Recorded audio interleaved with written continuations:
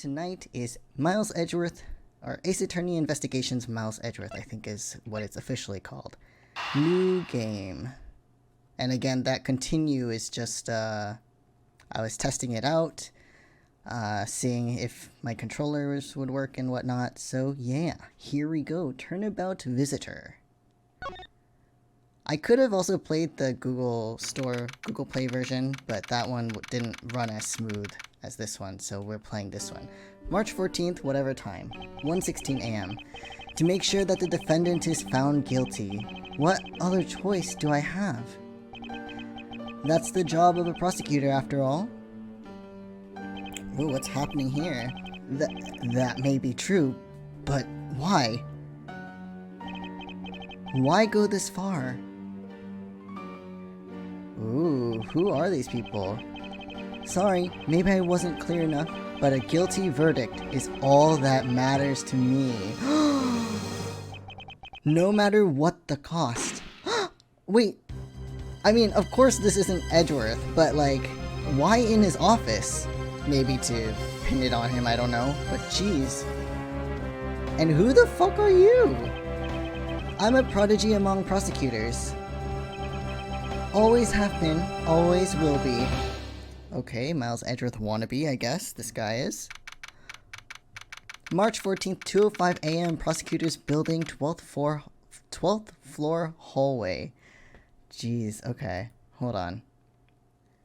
I hope it's not too loud. Because on my end it's a bit loud, but I think it should be okay. Also, I didn't know that Edgeworth's office was on the 12th floor. I mean, think about it this way. He never takes the elevator, so every day that he goes to work, he has to climb 12 flights of stairs just to get to his office. Damn, his legs must be quite toned. Okay, here we go.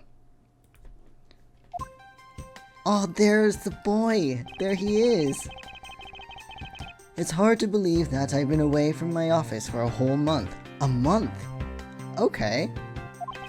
I hope Detective Gumshoe has been keeping an eye on my office and keeping it clean.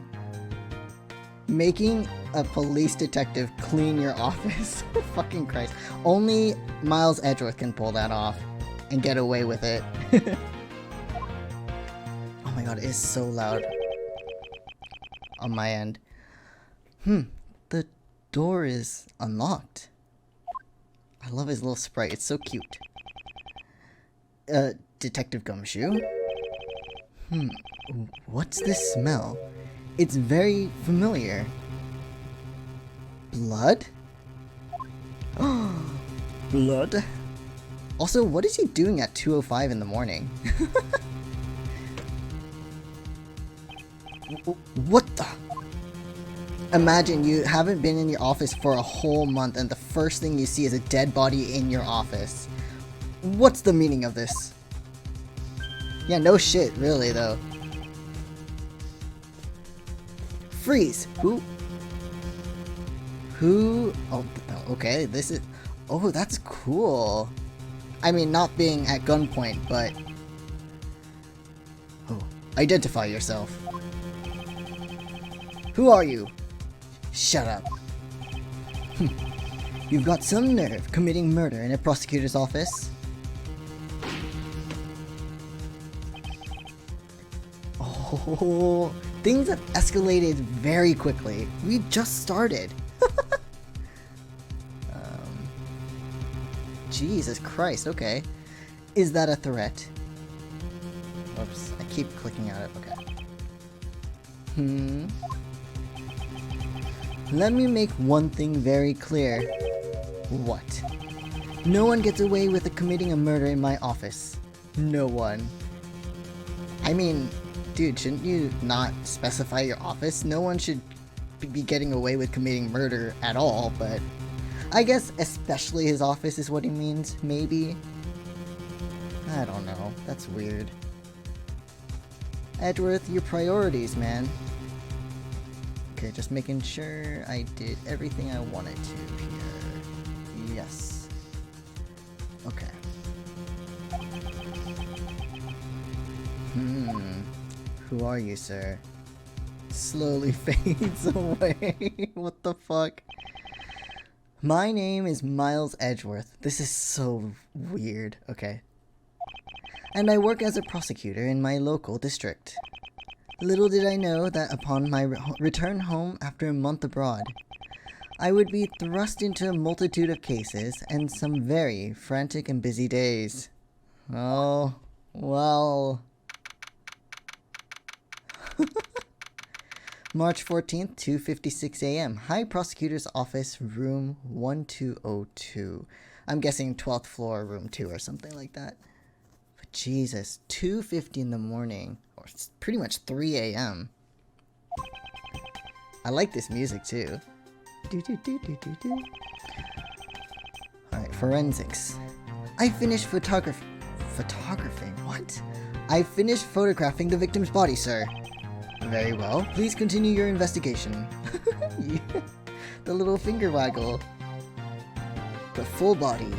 Yes, sir. Wow. This is so different though. I mean, while I did test it out a bit, so I did run around the room like an idiot, which was kind of funny, but it's still weird to me because, like, even in the original Ace Attorney games, we're not running around like physically, like, you know, we're not controlling a character, we're just moving from scene to scene. So this is very, very interesting. I'm not used to it, but it's cool.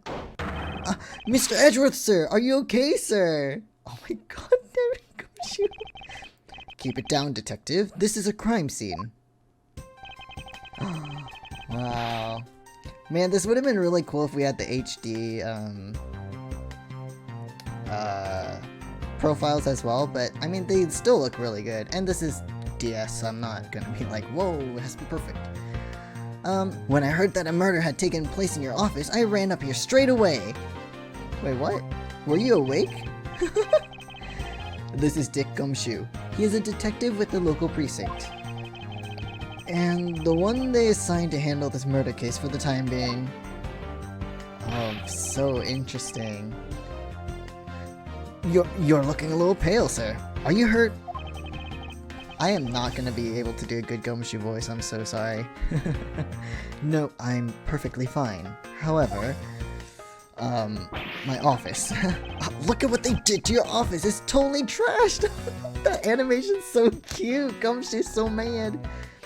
Throwing a fit.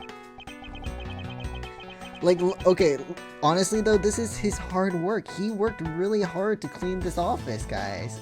And to keep it nice and tidy for his, whoops, I didn't mean to do that. For his beloved Mr. Edgeworth. So to see it trashed like this, not only is it disrespect to Edgeworth himself, but he's like, my work? I'll say the culprit sullied my floor with dirt rather well. No one gets away with tracking mud into my office. Dude, it... Okay.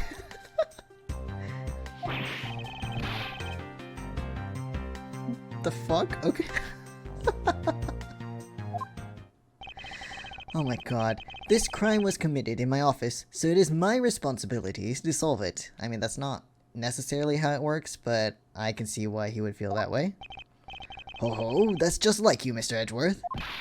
Okay, time to do some investigating. Agreed. Our first course of action is to gather relevant facts and leads. Think like a lawyer. We must not overlook anything, no matter how small, if we are to find the truth. So, I'll keep any leads or information we find etched in the forefront of my mind. Speaking of things that pique my curiosity, why of all places did the murder occur in my office? I think it's because the guy is a Miles Edgeworth wannabe, dude. Because he was all about, like, I need to get the perfect record, only guilty verdicts, you know. So, crime scene, my office. Is it really coincidence that the murder took place in my office? I don't think so. I get the nagging feeling that this is something important to keep in mind. I'm sure. I mean, you can't really say it's just a coincidence, can you? No, not really. Especially because of this. Does Edgeworth have the only keys to the office or something? Is that how this is working? The key to your office. For security reasons, this office's door has a lock built into it. I mean, of course. It's an office. It should be locked. Okay. If you think about it carefully and use logic, it should become clear to you. Logic. That might be a little hard for listen, Gumshoe's smart, I'm sure, but like, some things are go over his head a little bit sometimes. Don't worry, he's like one of my faves. I love him, but yeah, you gotta admit, right? No, no, that's not what I meant. Okay.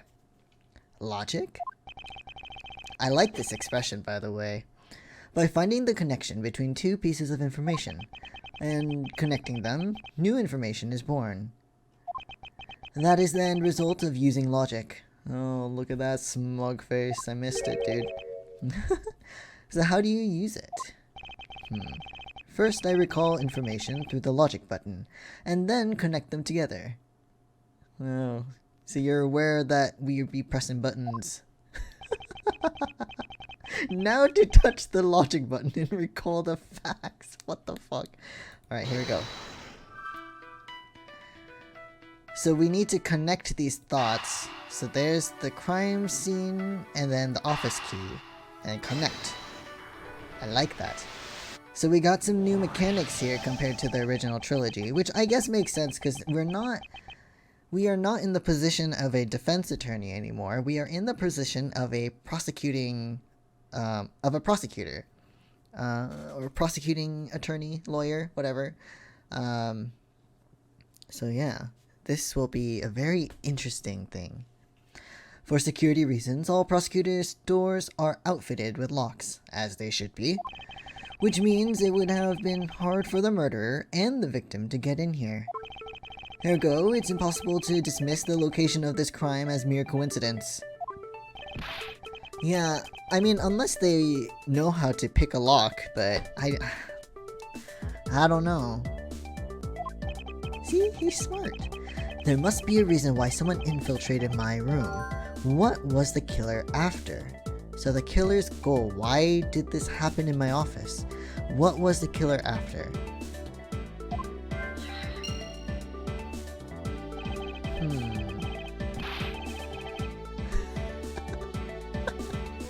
Thank you, Gumshoe.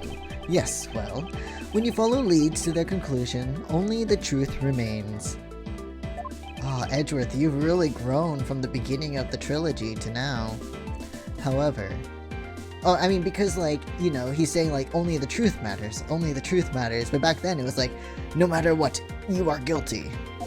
Anyway, if the information doesn't line up properly, I may stray far from the truth as well. But if I think carefully before piecing leads together, the logic should flow. God, I love these. I love this. I'm so excited. Well, let's get started with our investigation, shall we? Yes, sir. Okay. Begin investigation. High Prosecutor's Offices, Room 1202. The basis of any good investigation is to examine everything, sir. I know that, and when I want to examine something, I simply touch the examine button. Good. Okay, thank you, Gumshoe. I'll give you great, precise advice as an ace investigator, sir. Something to try later if I have free time, I suppose. Oh, have a bit more faith in your friend, dude. Okay, but you can walk, you can run. Oh my god, look at this. Oh, I love it. Oh, that's so cute though. Wee. So silly. Okay. There's a gun on the floor. What have we here? Could this perhaps be the murder weapon? But didn't the guy walk out of the room holding the murder weapon up to you? Isn't that what happened earlier? Am I am I missing something here? Did he drop it and leave? If so, it would mean that the killer made their escape after disposing of their gun here.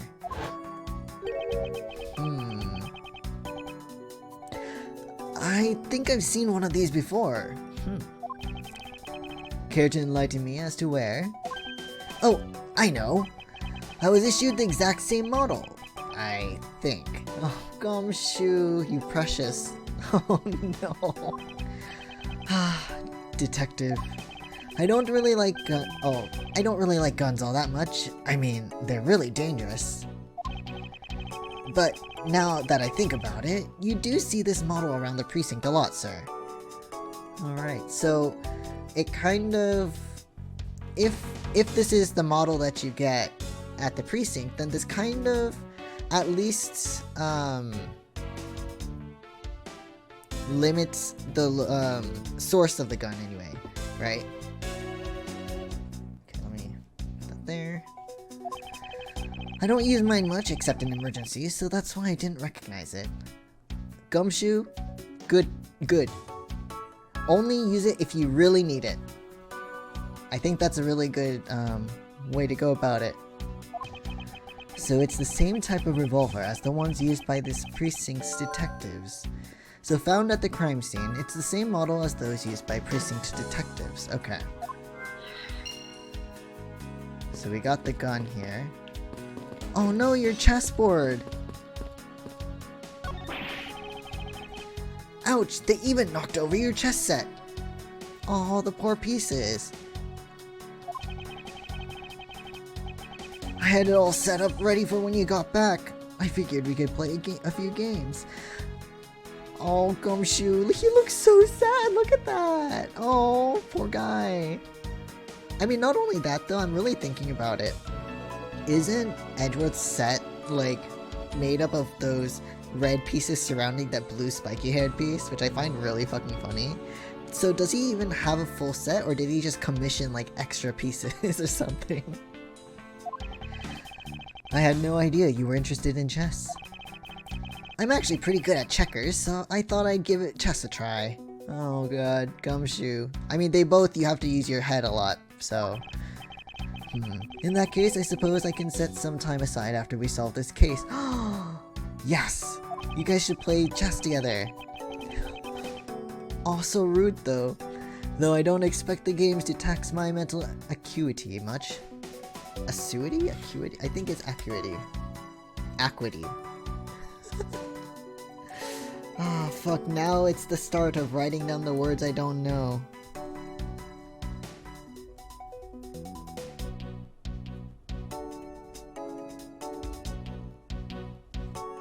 Okay.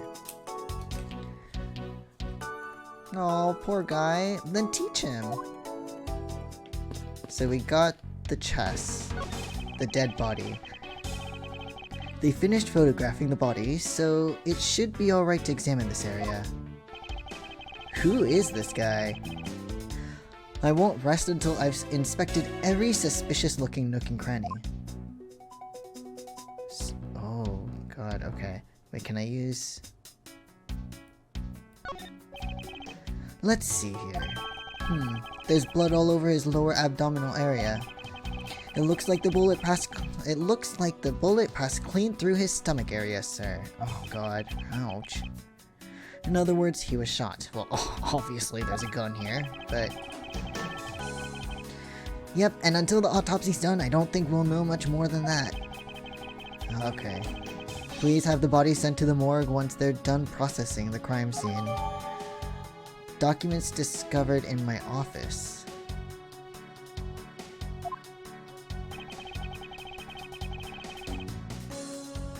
Oh, I'm sure we'll be fine, Gumshoe. Of course, this is the safest way I know to keep track of it all. Alright, so we got an organizer here too. I keep all the evidence I find either in or with my organizer. When I want to re-examine a piece, I have but to touch the organizer button. But the organizer isn't only for evidence, I keep people's profiles on hand in it too. It's probably a good idea to make a habit of checking the facts often. I mean, smart. Anything else? The only thing I don't like about these older games, these older versions of these games, is there's no indicator of the fact that, like, I mean, there's the examine, right? It'll say examine, but there's no, like, what's it called, the reticle or something? Like, you know, in, because I got the Switch version of the trilogy, and, you know, the thing, like, lights up a bit when you're hovering over the correct piece. They don't have that here, so I'll have to really focus on, like, when the examine thing comes up. What do we have here?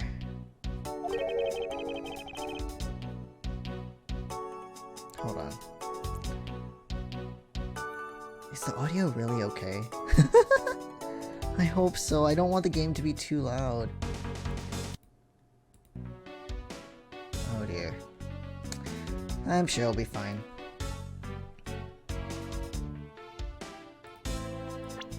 Whoops. Nope. Go back. I think I've seen one of these before. It's a wallet. Or a police badge. Oh, it's a police badge, detective. What a coinky-dink. Gumshoe, it's cause you both work at the police station. What the fuck? Let's take a look inside. Buddy Faith, detective. Huh. It would appear that our victim was a detective, just like you. Oh. So the victim is a detective. Okay. And the killer is a prosecutor. Oh, I need a sip of my drink here.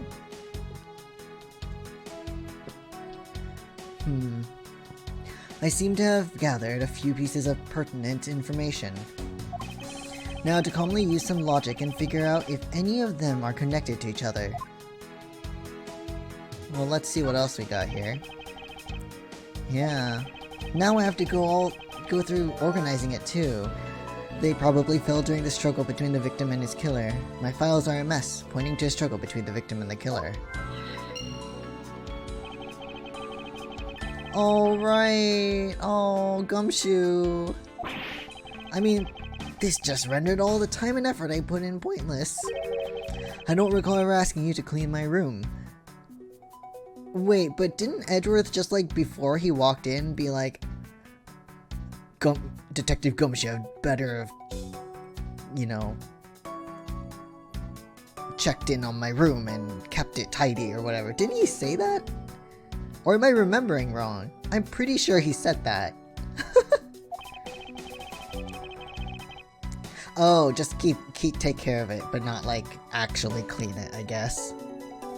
Well, I watered the flowers every day just like you requested, sir. I just added cleaning to the list as a weekend special. Oh. For about half a day every Saturday I'd come in and clean this place until it sparkled. Gumshoe! Take a day off! You don't get paid enough anyway. Take some time to relax, dude. Does he have a life? Oh. Does he have a life? Edgeworth, you keep slashing his salary. What life is he supposed to live with the little money that he gets? You know what I mean? Like, what the fuck? Does he have a life? Well, give him enough money to have a life then, huh? Poor man. Okay, anything else of importance? I think we already got the body.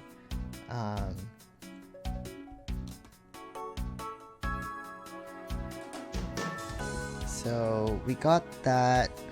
I already checked the files. I'm gonna go back and then let's kind of want to examine a bit more. The tea set. That killer is going to pay this tea set. Oh my god, I would be so pissed. Like, I've been looking for a tea set to have, and Edgeworth's tea set must be so nice, because whenever I see like the image of it, like when I watched the anime or something, it was so nice and fancy. That must have been super pricey. Anyone would be mad. Gumshoe, what's that pose? This tea set is very dear to my heart and can only be bought in England. It costs more than your whole month's paycheck. That's sad, Edgeworth. That's really sad. Stop cutting his pay. Oh, that's so cute though. No. Oh, it's such a nice tea set too. Hey Edgeworth, at least they didn't destroy your precious Steel Samurai model. Knight of Prosecutors? No, King of Prosecutors, Gumshoe. And it's not a trophy, it's a shield. I mean, it's a trophy shaped like a shield, but... Yes, but I have no real interest in the perceived worth of other people. As for... Oh god, voice, hello. As for my own worth, this is something only I can determine for myself. That's so slick, sir! I'm gonna have to try saying that sometime. Unfortunately for him, his monetary worth is tied directly to his worth to me. Oh, pay him more, so sad. Well, it's a good thing my Steel Samurai doll was spared any harm. Oh, it's a doll, okay. Wouldn't a figurine be a better translation for this? Unless it's stuffed with like... You know what? No, you know what? Doll is fine.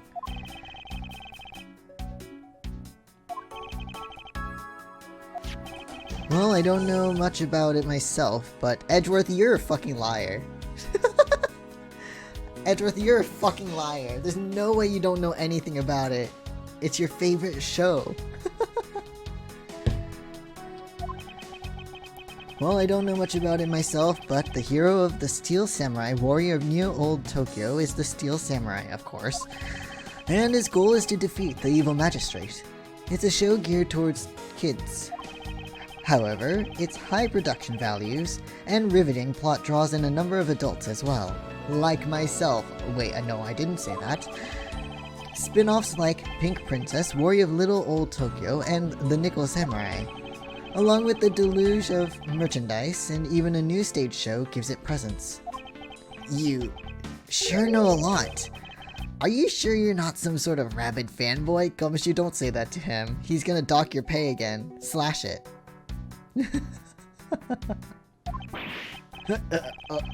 Of course not. Anyone that keeps up with society knows at least this much. Suspicious. Miles Edgeworth. Very suspicious. Fucking liar is what he is right now. And that conversation lasted longer than expected. Let us return to the investigation. Oh my god. Is the audio really not too loud? Like, I don't know. I'm being really...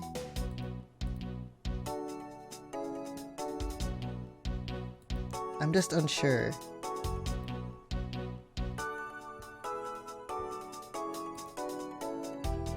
Hold on, let me see. Oh no! Stay away. Let me make it... Oh no, that... Oh god. Never mind. We'll just continue as is. Okay. So we looked at all of those. There's the flowers. Is this yet another batch of fresh flowers? Wait, someone's sending Edgeworth flowers every month? Oh god, who is it? All will be resolved. Wendy. Fuck, no. Not her.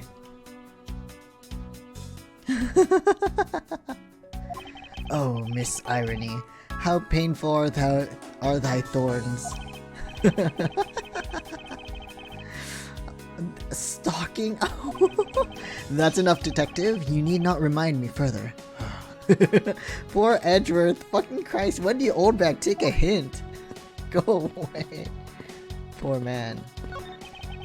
I hope we can solve this case quickly. I'd like to return to relaxing on this sofa.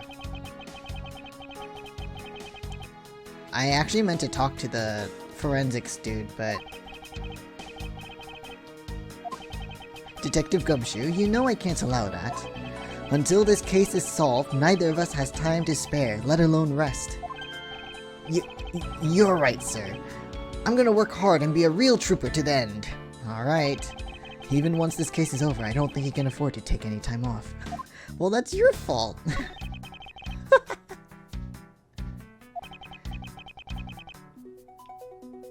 Alright, sorry, dude. Well, I never. How dare you speak to me that way? I'm Miles Edgeworth. Hi, Prosecutor. Alright, what about you? Do you have anything to report? Alright, nothing out of the ordinary right now, sir. And yet, there's something out of the ordinary right in front of my eyes. Talk about a contradiction.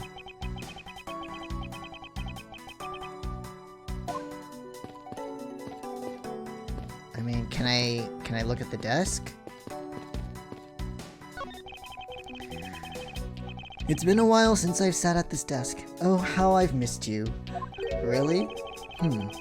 It's so tidy that it looks newer than when I first bought it.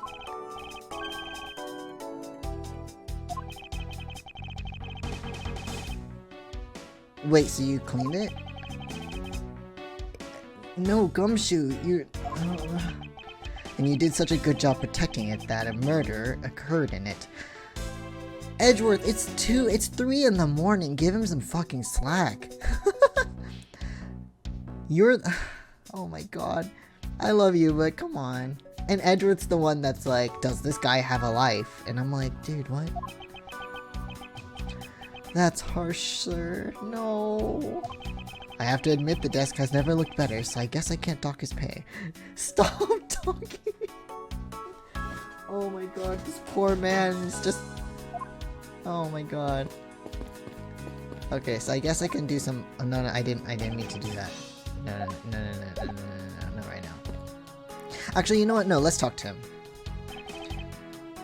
Yes, I did. Did you notice anything?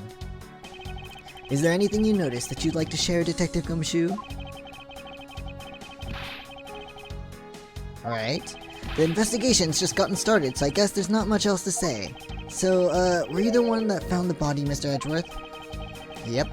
Unfortunately, upon my return, I found my office door to be unlocked. And what awaited me inside was the whole messy affair. Yeah, no shit. Even though I left the security of this room to a certain detective.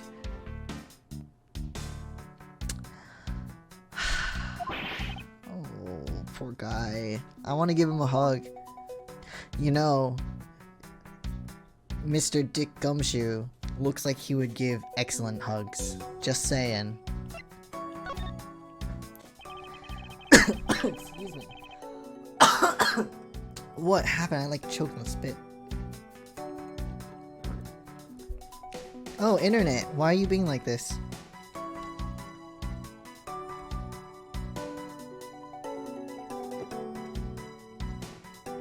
I had a feeling my internet would be kind of shitty today, but I was hoping for the best.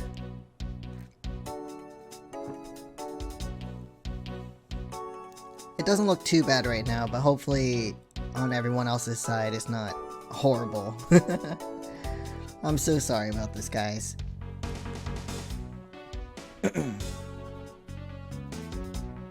Okay.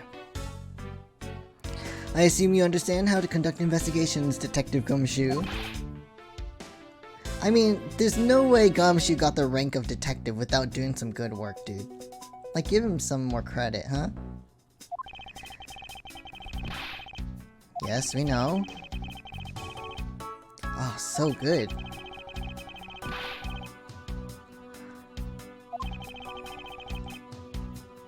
The organizer? For information and leads, it's the logic button. Oh, okay, got it. Deductive reasonable is the way to go. Reasoning? It's called deductive reasoning, detective. Clearly something you lack. Oh, so mean. The info I've gathered. I seem to have picked up a few good leads. What are you babbling about? The brainy thing you were talking about just a few minutes ago, sir. The logic. You said that you can look at all of your leads and info by touching the logic button. Then you pick the pieces you want to collect what? By touching them and hitting the connect. Or hitting connect. Yes, it is. Yes, which is why this exercise is explaining my own method to me it was unnecessary. Oh my god, I can't read. That is even more unnecessary. Oh, poor Gumshoe. Okay. I guess we'll look at the logic. Logic. Here we go. So we can connect the thoughts. I'm guessing we can only connect 2. So let's see. Scientist struggle, revolver.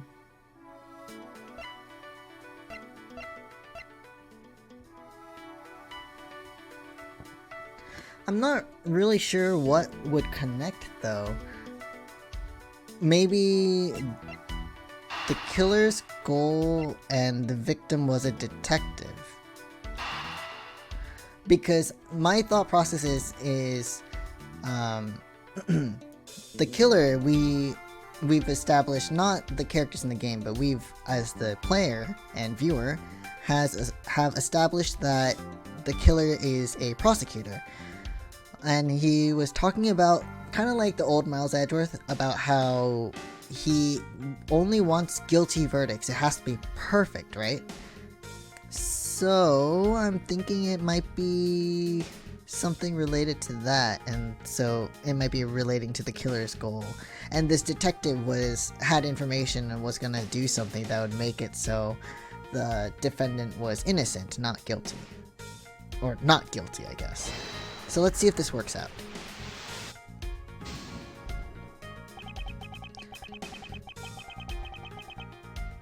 Oh, god damn it. Really now? Okay. I guess not. So maybe these two? Oh, whoops. I didn't mean to load. I meant to save.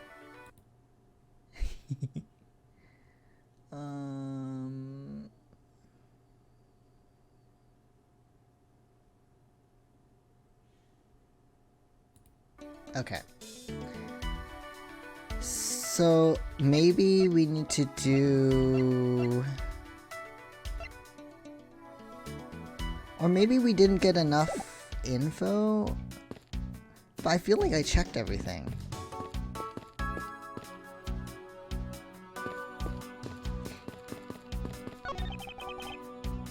Oh, I didn't. No.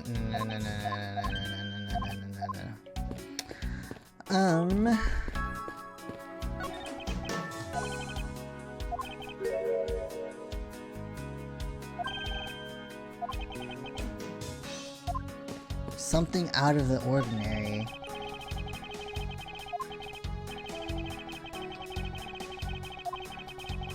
At least he knows something related to his job. That's so mean, dude. Maybe... I mean, we already checked the desk.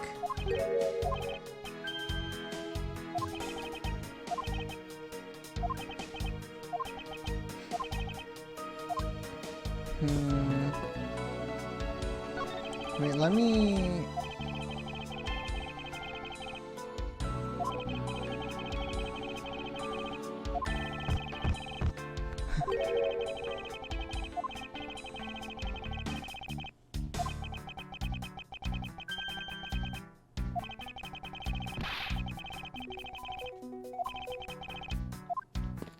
Maybe there's something I missed while examining the body? I already checked this area earlier, but it never hurts to take another look. I mean, we already looked at the body. We looked at, the badge and the mess. Maybe the shelf? It's not even an earth... Oh, okay. Wow, Gumshoe. A problem to be sure. Oh, why'd you mention earthquakes to Edgeworth, dude? Well, once the investigation is over, we'll put them back up on the shelf. Oh, is that it? There's nothing else. No. God damn it.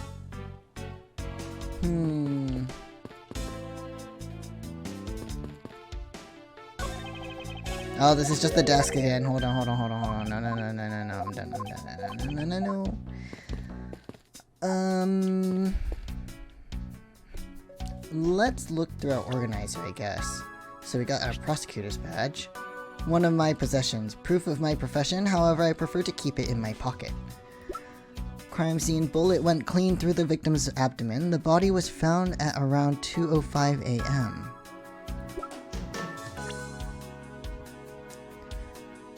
Buddy Faith, age 29, so young. A detective in this precinct, and the victim. Why was he killed in my office?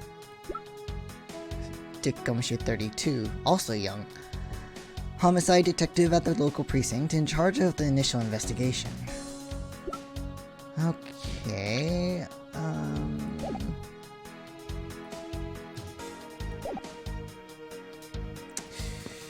I don't know.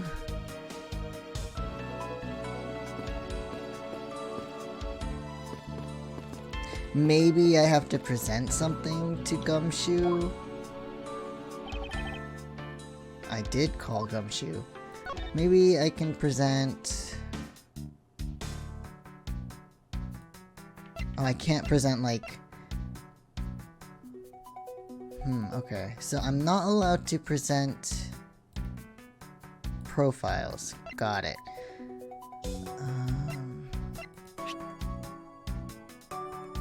Let's try this.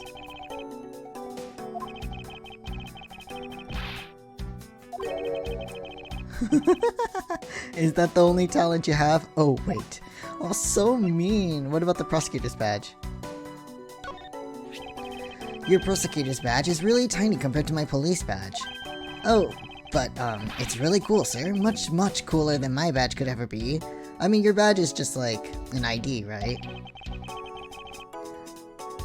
Oh, wait, no, there's a... What am I? I'm stupid. The badge, okay. There's no need to suck up to me, detective. Oh. Oh, his sad, pouty face is so cute, but I feel so bad. Okay, nothing to really present either. Am I really missing something? Or did I just not do the logic correctly? Signs of struggle. My files are a mess, pointing to a struggle between the victim and the killer.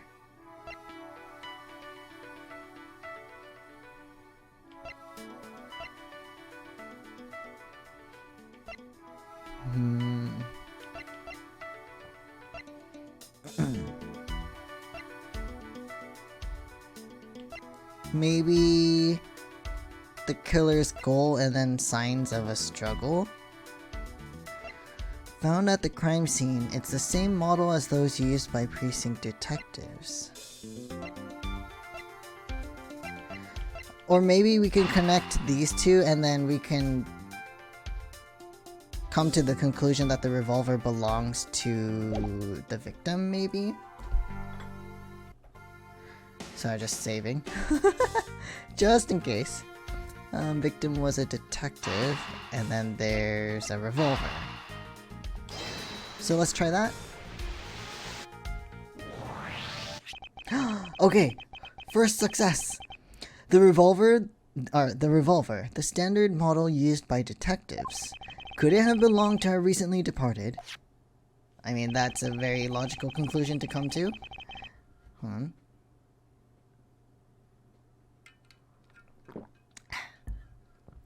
Detective Gumshoe, could you please thoroughly check the victim's body one more time? So if he doesn't have a gun on him, this gun must belong to the detective, right? Excuse me, pal. Let's see. What have we got here? Ah, there's the holster.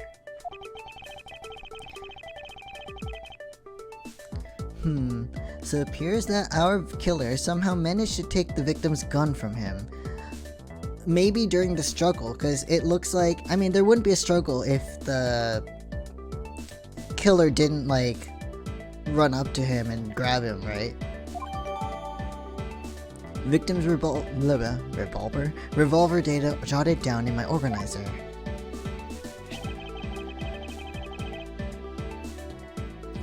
Let's see what else we can find out about this revolver. Ah, okay, here we go. You can use the scroll wheels to rotate the objects. There's no such thing as a bad angle.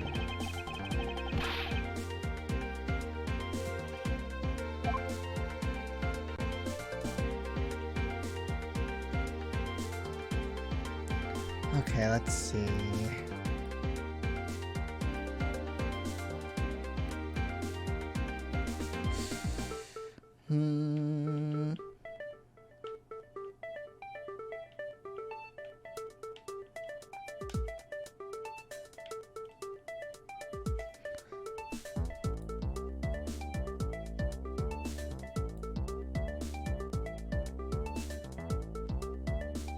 Maybe...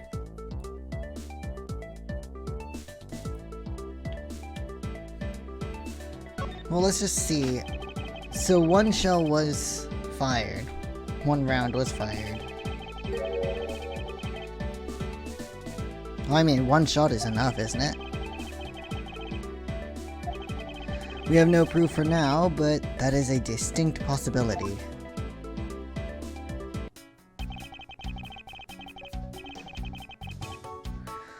I guess this is about all we're going to find out. We should send the body to Jim! Dude, what the fuck? Why, oh why? How could this have happened to a guy like you? Oh, what an actor. Are you alright? Don't touch me. Leave me alone. Just let me be. Sorry, but I can't do that. The investigation is still ongoing, so please refrain from touching the body.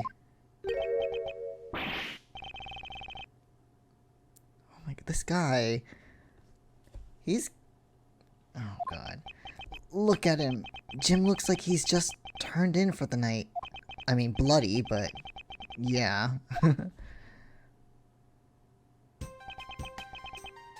Oh, you're totally the killer though, what the fuck? Where are my manners? Aren't you that prosecutor? Why, yes I am. I'm Jacques Portsman.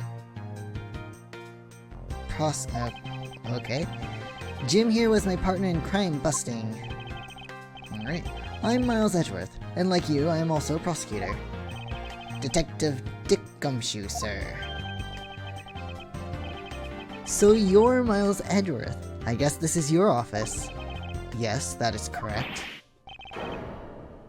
I literally found the body in my office. How dare you accuse me of murdering your friend when you killed him, but he's also trying to find a scapegoat, I guess.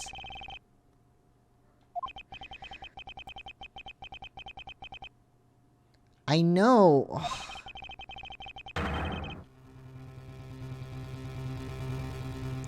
What a dick.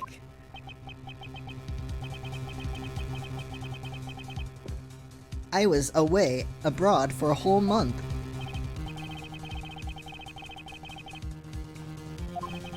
And the key to the door was with me the entire time, okay? So the only one who could get in here was me. Ho ho ho ho ho. Gumshoe, that's not great. Wait, that means... I'm not sure what that means. It means you sound like you were the only one who could have killed him.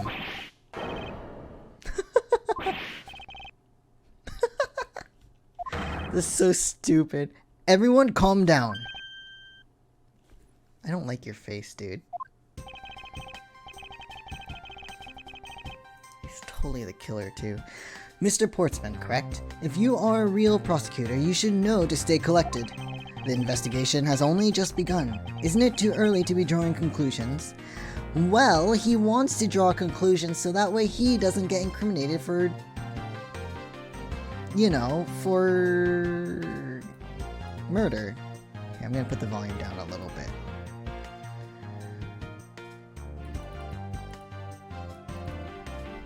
Actually, hold on, let me see if I can...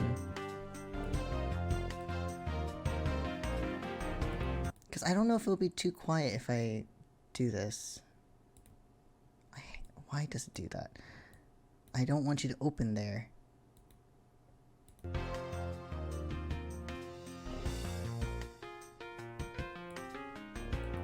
Maybe this is better, and then I can put the stream volume up a tiny bit so it's not too bad. Yeah, it's better for my ears this way too. Oops. Alright, I get the point. You're right, my mistake. I tend to get a little too hot-headed sometimes. You sure are one cool customer though, Mr. Edgeworth. I've heard all the rumors about you. You're the great genius prosecutor. You're something of a legend, you know. Don't give me a thumbs up, dude. Anyway, let's call a truce and work together, okay? Oh, anything to make sure you don't seem like the killer, huh?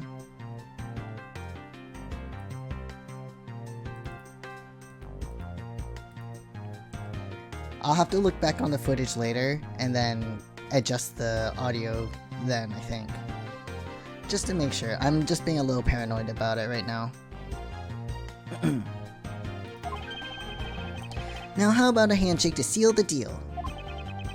No. Pleasure to work with you.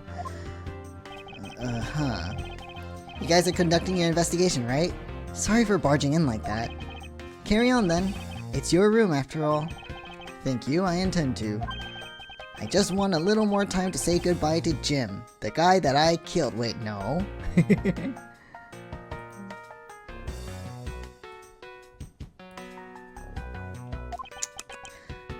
You there. Okay.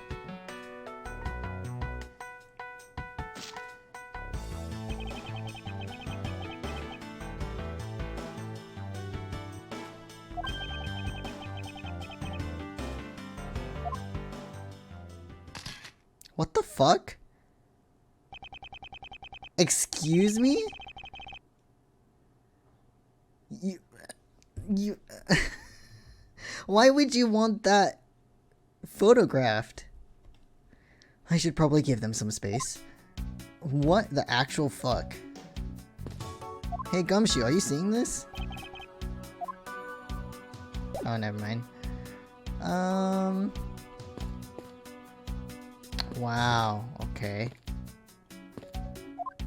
Oh, no, no. We want logic. So it's just this and this are the only options we have now, right? So I guess it's good to try.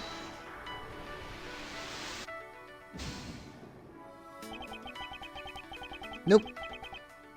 Alright, fine. So there's more to look for? Do you have anything to report? Nothing out of the ordinary, and yet there's something out of the ordinary right in front of my eyes. What the fuck? Oh wait, we can look at this now. My old coat. Your jacket, sir! What's it doing on the floor? My voice, please. It must have fallen off the wall when the killer tried to threaten me by firing a round. Wait. But in the gun, only one shot was fired. So that means they had another gun.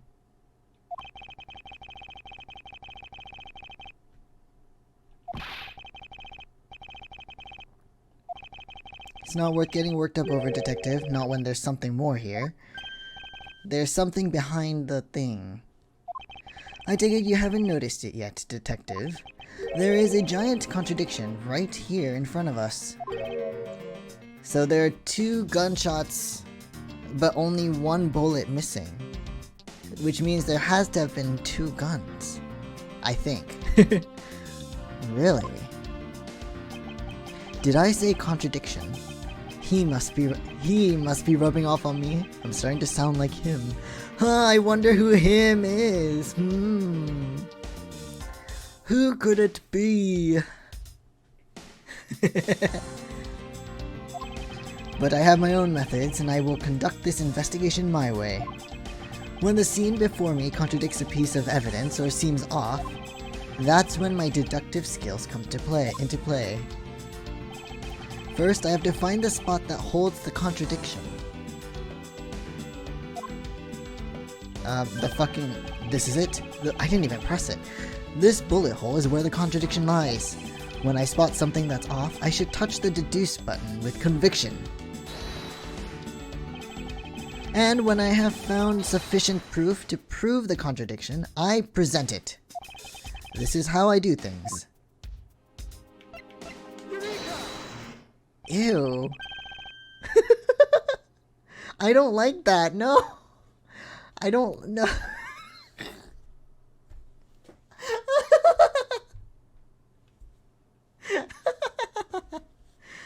Oh god, Eureka indeed. This bullet hole is the contradiction. I think it's just the voice too, honestly. Not that it's bad, but it's just weird. It's weird to me. It's elementary. 2 shots were fired in this room. However, the first felled the victim, and the second felled this frame. Yes, and what's weird about that, detective? Have you figured it out yet? However, this gun was only fired once. So that's not right. Which means that one of these 2 bullets was fired from a different gun. Did the killer have another gun prepared for tonight?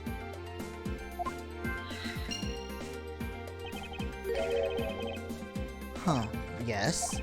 What's that thing sticking out from behind the frame? Ah, that. It's a secret safe. Ooh. No, I'm sure it's like something else. I'll spare us the trouble and just say it. Nothing like what you're imagining is inside. Now, if you could kindly move this frame out of the way. Thank you, Gumshoe. That just means you didn't clean it like you said you would.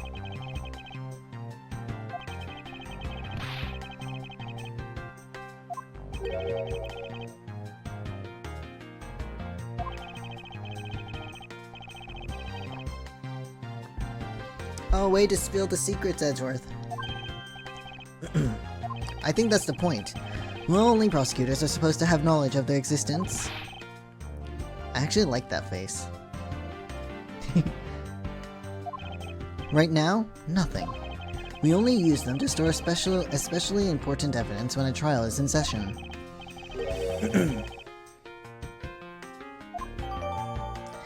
What if the other gun is in there?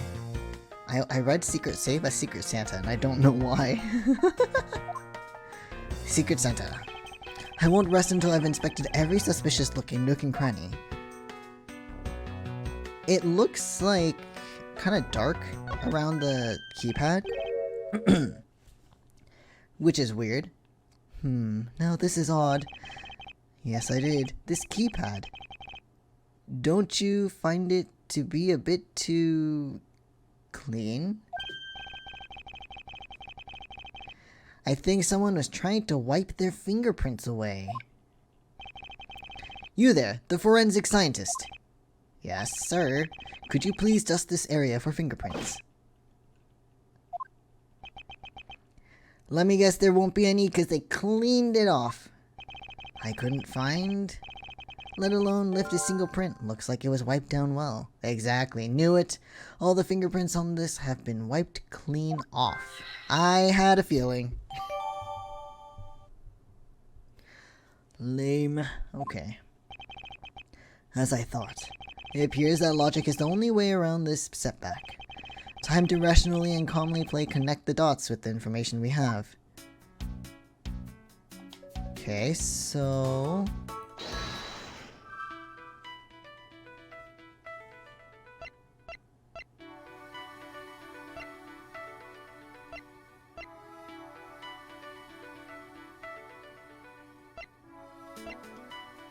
would it be the killer's goal and the wiped fingerprint, maybe? Signs of struggle, another handgun.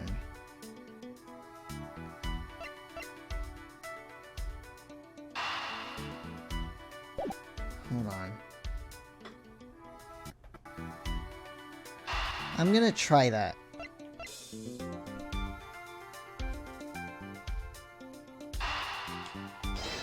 Maybe I'm wrong, but... I was right. Oh, so if it's an explosion, it's correct, I'm guessing. Okay, that's good to know. And if it's like a tiny dot, then they're like, you fucked up. Sorry. I believe I have figured out what the murderer was after. Evidence. The fact that the safe was wiped clean of fingerprints suggests that the criminal that the criminal had at least attempted to open my safe, making the culprit's motive for breaking and entering theft, I believe. So that's a possible motive. I wonder if knowing that the motive behind this break-in was theft changes what the other pieces of information can tell me about this crime.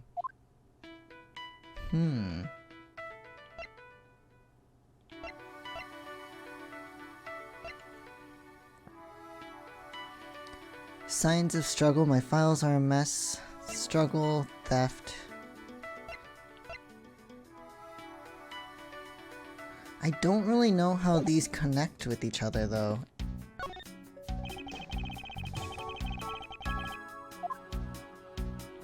I mean...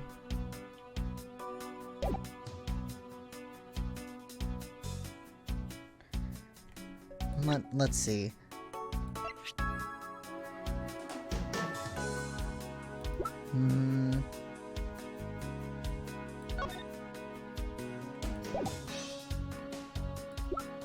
Is there anything else I can check on the gun, maybe? I don't think so. We already checked that one bullet was shot.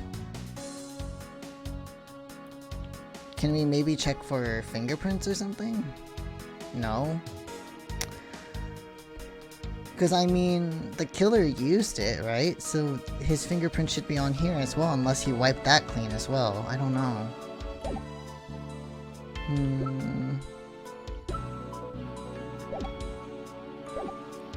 I don't know, Gumshoe, you have any thoughts? No? Maybe present something?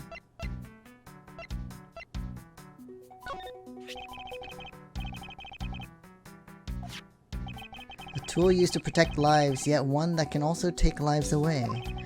Those who take a gun in hand wield a great responsibility. I hope you understand that.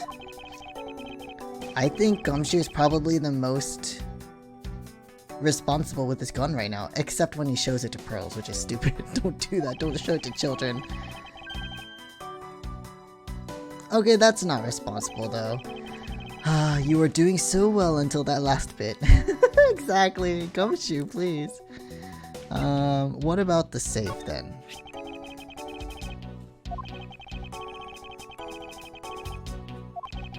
I feel like I've caught a glimpse of the hidden side of Miles Edgeworth. There's a great deal you don't know about me, at least I hope so. Okay, doesn't look like that's gonna be much help. Anything you'd like to add?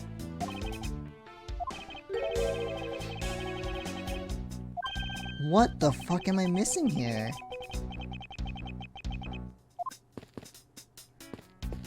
Wow, this kind of investigation is more difficult, I find. Mr. Portsman, a word if I may. Wow, he is a good actor, isn't he?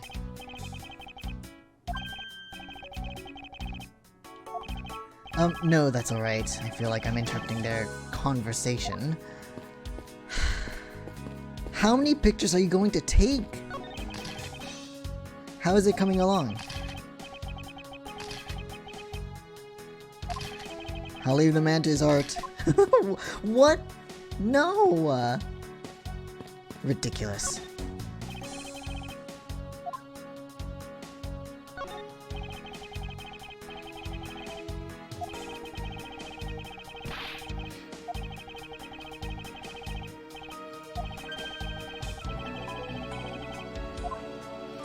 Oh, fuck, okay. Let's see what I can do here. So, signs of struggle, motive theft, handgun.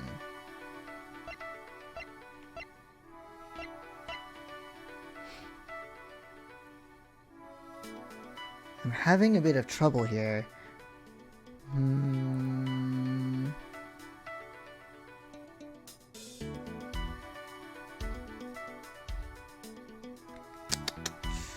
Let's see. Another handgun.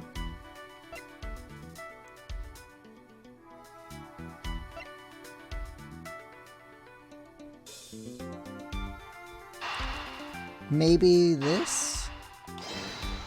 Please? Yes! Okay, good, good, good. There is a possibility that the files splayed on the floor are not the result of a struggle between the victim and his killer. Maybe, precisely, we need to figure out if any of the files have been stolen. Alright, let's check it out. Sure, let's give that a try.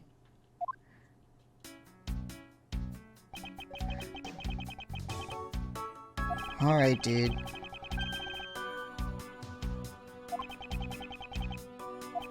No matter how much we lament, the dead will not come back to life. All we can do is search for the truth.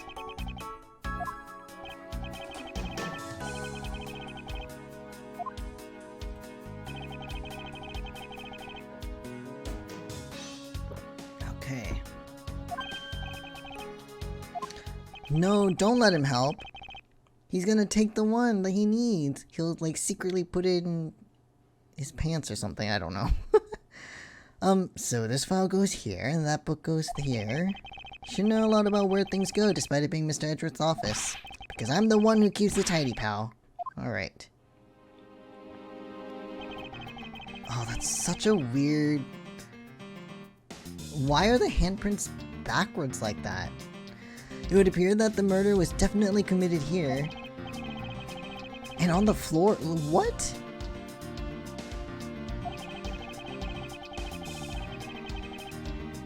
No, but the prints are like... Oh, maybe he was leaning behind and he rested his hands backwards, I guess. But why the handprint on the floor then? That's kind of weird. Unless he was crouched down. Detective, I don't have the time to deal with your weak stomach right now. You're a homicide detective. I'm certain there's something wrong with this picture. Well, first let's examine these prints here. That's weird. The victim's handprints. He must have tried to support himself with his hands here after being shot. There are prints on the floor too. Those must have been made when, unable to stay standing, he dropped to the floor. Okay, so we got the prints on there. There's a blood splattering here. Oh, and there's a hole I didn't even notice. For the bullet to be lodged so squarely in a file spine indicates that the files were ransacked after the shooting had occurred. Wow, okay. So he was searching after he killed the guy. It appears that the victim was in a sitting position here after being shot. Oh, he was sitting and then his hands were... Got it, got it. And then he pushed him aside to check the shelves. Okay. That makes sense.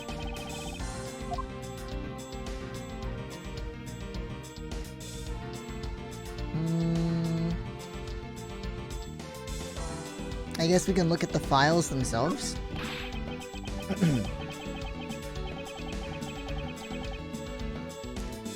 No, it doesn't.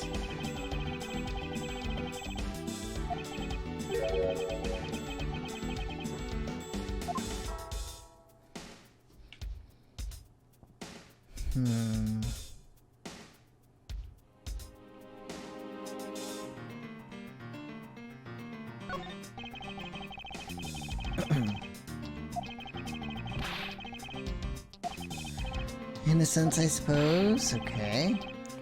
Oh, Gumshoe, I'm sorry that you feel like you're useless. I don't really see anything else.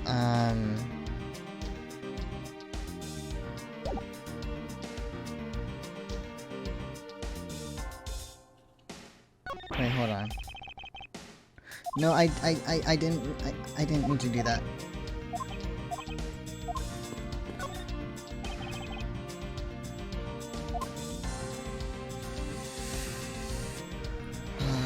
Let's see.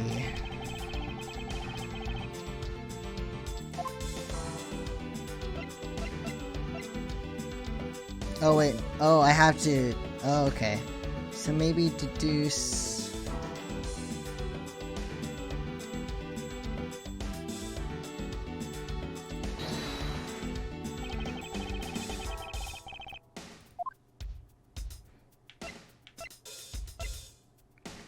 Maybe deduce...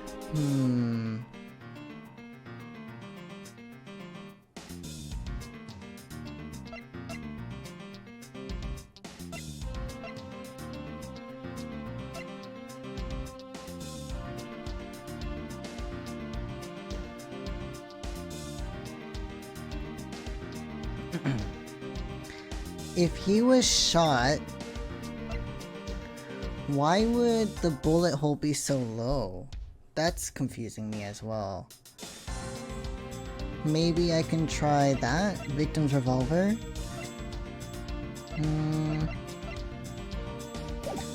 I don't know, I'm kind of...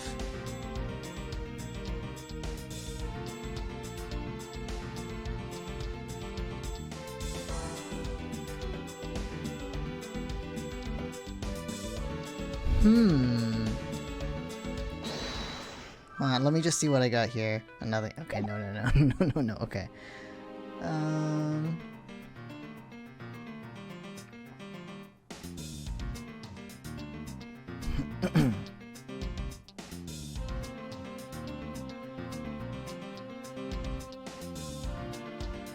I guess I could try. Let's see. Only one shot fired.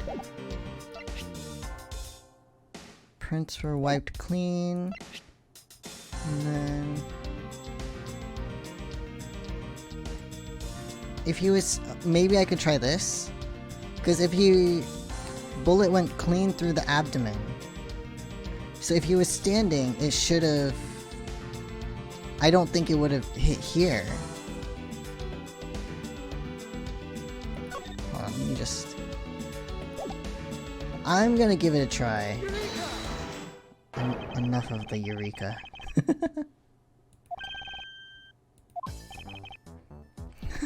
The fucking voice, it kills me. You don't see? Quite simply, the bullet hole itself is too low. Oh my god, thank you. I don't want to have to keep, like... Oh god, okay. If the victim was shot in the stomach, the hole should be much higher. But that doesn't make sense. That would be illogical. The victim leaned against the shelf here after being shot, which suggests that he was standing when he was shot. Exactly, okay. It means that 3 shots were fired, maybe? It means you need to use your brain every once in a while instead of mine, detective. In any case, it means someone made a faulty assumption, and it was from this mistake that our current contradiction was born. What is the faulty assumption that caused this problem with the bullet hole's position? The order of the files. That caused this problem with the bullet hole's position.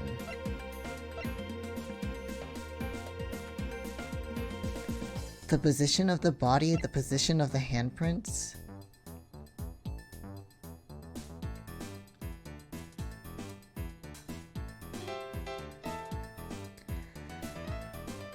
Maybe...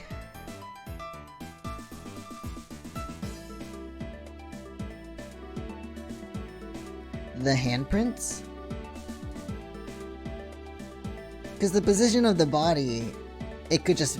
The only assumption we made is it was moved, but not quite like how it was before it was moved, so I'm gonna assume it's the handprints. The position of the handprints is what's causing this problem. We wouldn't be in this dilemma if the handprints were closer to the ground. Right, okay.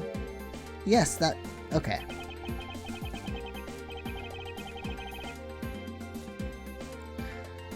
Okay.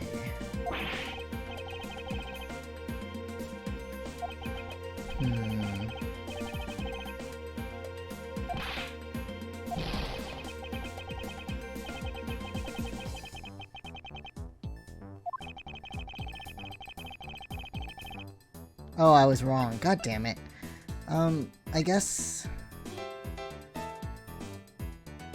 Oh! Okay, I got it. The order of the files. I thought that was like a stupid joke choice, but I think that's the correct one. The order of the files. Those files should have been higher up. I believe the order of the files is a bit off. Yes, you did.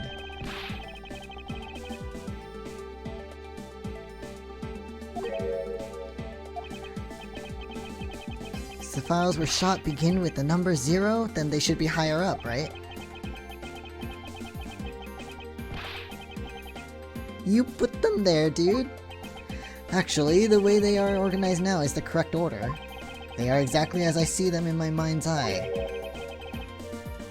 Wait, what?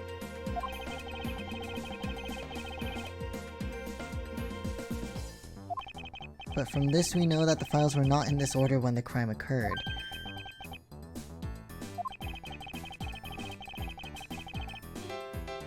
Huh, okay.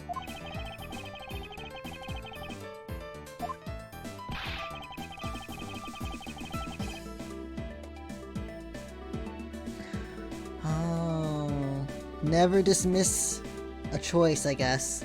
That was my mistake. They finished processing the crime scene, so I don't see why it wouldn't be.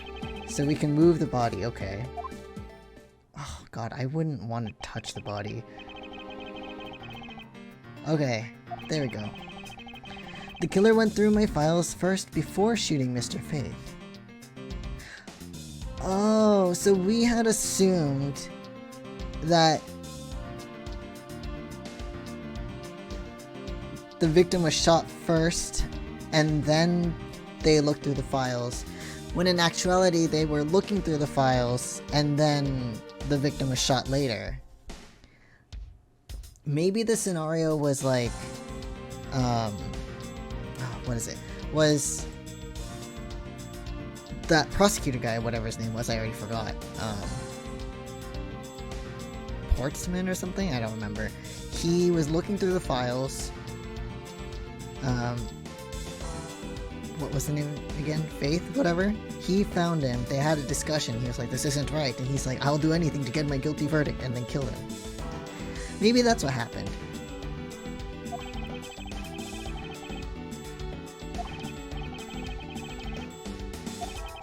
But why would someone kill a man and then look through your files one more time? Puzzling indeed. The files were thrown into disarray twice. Once before and once after the crime. But why? Maybe they were trying to make it look like there was a struggle. That is weird. Now the crime scene is as it was at the time of the murder. Time to give it another look. Okay, what's this?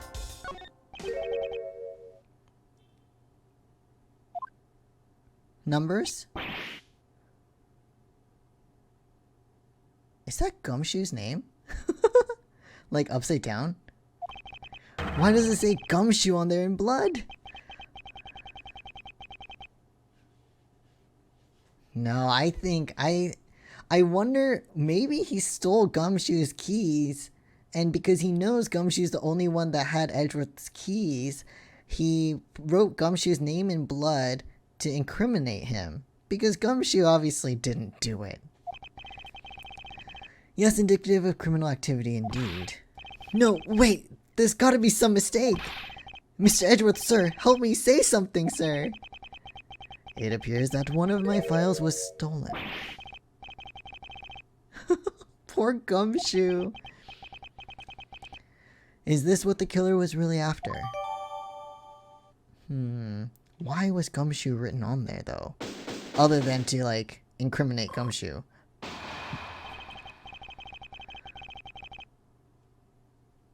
We can't trust that because the killer could have written it. You, Portsman. It's kind of like the case with Red, White, and Maya. Her name was written on the receipt, but obviously it wasn't Maya because Mr. Red White wrote it. So this could be the same thing. I don't imagine Gumshoe doing anything like this. See, Portsman, I mean, he's already acting suspicious. He's going very fast. He's very, he is just jumping to any conclusion that comes up. Anything to make sure he doesn't get the fall for it, I think. I'm telling you, it wasn't me. That stomp is so funny. I love it. If you are going to accuse Detective Gumshoe of being the culprit, I sincerely hope you have some proof to back it up. Exactly. Prove it. Other than that, do you have any other evidence that can, without a doubt, prove that Mr. Gumshoe here is the one that killed your friend? If that's how you want to play it, then at least allow me to understand your reasoning. Oh, God. Alright, let's hear your deduction. I don't like this one bit. There's something strange about this man's attitude. See, I knew it, Edgeworth. You know what's up. There's something wrong with this. He's too quick to accuse. And there must be some sort of flaw to his logic waiting for me to dig out. Mr. Edgeworth, what are you going to do? What I always do in court, I'm going to cross-examine him. One way or another, I'll expose the flaw in his logic with this technique.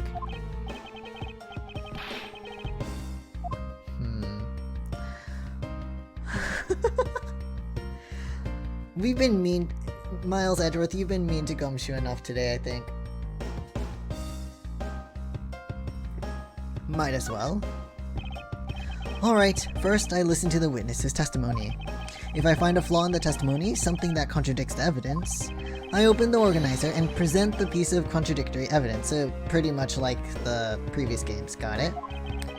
To present something, I simply touch the present button, but that's old news. But it's not like there's gonna be a flaw in their testimony every time, right? Correct. And at those times, I need to press the witness by touching the press button. It's the same concept, but a different location. We're not in court, and we're not the defense, but we are investigating as the prosecution. Sometimes by pressing, I can draw out new information, and new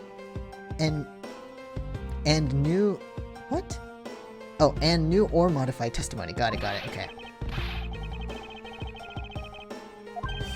Very well, I'll even show you how it's done. Now watch carefully. Oh, I love their interaction. It's so sweet. Nice. Mr. Portsman's logic. Detective Gumshoe, you stole Jim's gun from him and shot him dead. I mean, Gumshoe doesn't need to steal a gun, he has his own. Further, you messed up the files to make it look like you had committed theft instead. That's when you moved Jim's body that was sitting in front of the bookshelf. But thanks to that, you didn't notice the bloody letters his body was hiding.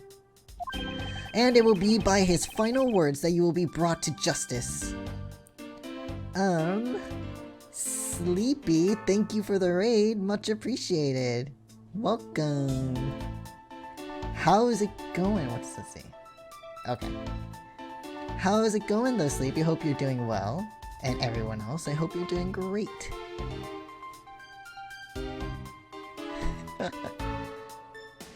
It's very appreciated though, thank you. I am playing Ace Attorney Investigations, Miles Edgeworth, so it's interesting, but going pretty good. That's really good to hear. Awesome. I'm gonna assume your stream was well too. Good.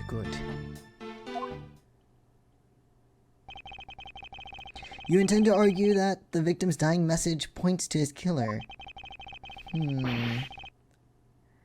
I can hear Jim's voice, and he's calling for his killer's arrest. Are you sure you're not mishearing his words, Mr. Portsman? There's no way Detective Gumshoe is the culprit here. Of course not. There's no way Gummy is. No way. I will find the flaw in this man's logic and expose it with credible evidence.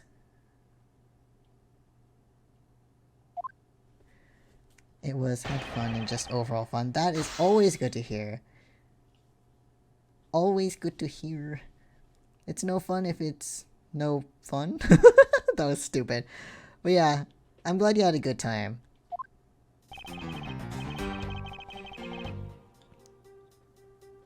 Were you playing anything specific, like interesting? Out of curiosity. So Detective Gumshoe stole Jim's gun from him and shot him dead. Which just doesn't make sense to me. Hold on, let me save. Let's do save. Like an actual save, not like a save state here. They'll take some time. Oh, god damn it. I didn't know it was gonna exit the game. I won't do that next time. Let's see. Further, you messed up the files to make it look like you had committed theft.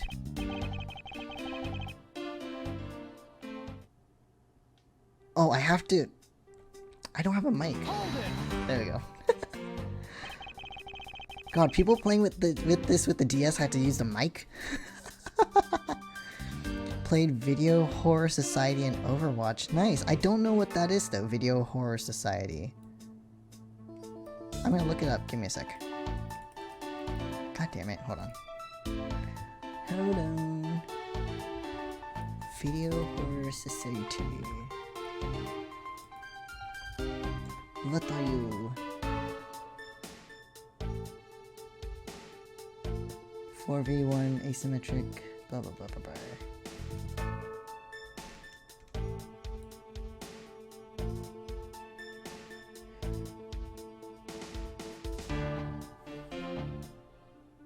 Action tribute to 1980s horror era where small-town teens face off against terrifying monsters brought to life from the aisles of a 1980s video store.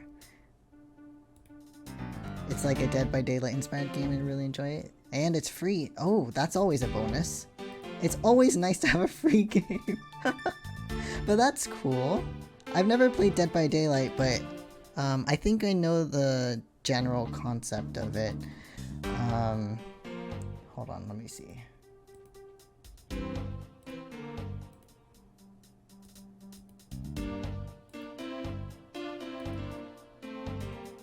It looks like there's some tasks here.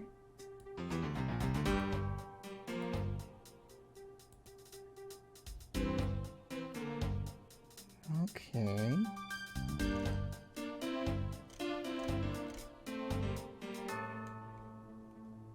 Interesting though. Nice. You know, there's something I've been meaning to ask. What is it? Why do you call the victim Jim? Wait, what's the victim's name again? Something Faith, right? Buddy Faith. Yeah, why do you call him Jim? That's weird.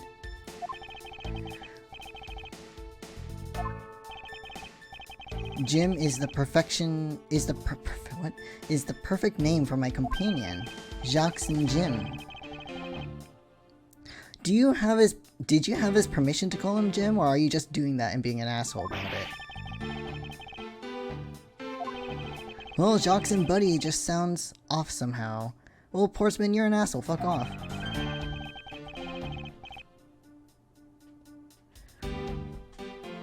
Wow, what a prick. He talks about the victim like he was his pet. It's so messed up. It's true, actually. He does talk like he's the pet. That's so awful. Further, you messed up the files to make it look like you had committed theft. Like you had committed theft instead. Okay, let's.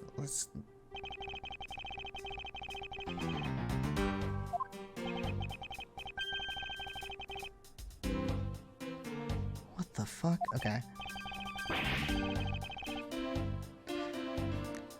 Honestly, if Gumshoe wanted to steal something from Edgeworth, he would have done it ages ago. He had a whole month to do it because he's been going into Edgeworth's office for a month, taking care of the flowers, cleaning the room. If he really wanted to steal something, he had plenty of chances to do it without anyone worrying about, like, catching him. So, I mean, the motive is very... it's very weak. It's a weak deduction. Maybe your salary's been cut so much that life is getting a little too rough to handle. Wow. Okay, so all three of them happen to be instant noodles, but... no. Wow. I don't like this guy at all. That's when you moved Jim's body and was sitting... oh, okay. Hold it! And why would Detective Gumshoe do such a thing? Because the body was getting in his way. He had to mess up your bookshelf somehow, right? Anyway... oh, that's so stupid. But thanks to that, you didn't notice the bloody... Hold it! Why do you think that the killer didn't notice the bloody letters? The body was covering it quite well, wouldn't you say? That's how he missed it. But judging by what I've seen, it doesn't take much for your detective to miss some... Portsman, how dare you! No, I want to go in there and give him a hug. Poor Gumshoe. Who do you think you are? You know nothing about me, pal. There's a lot a person can understand about another from first impressions alone.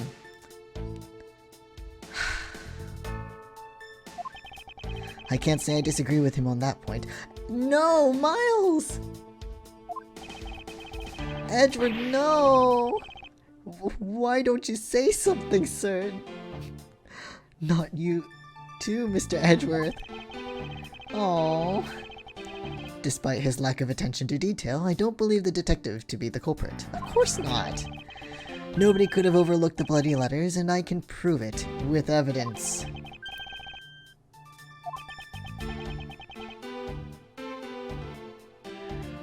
God, dude. Wait, let me look at... hold on, let me look at what I got here. So... my badge, crime scene...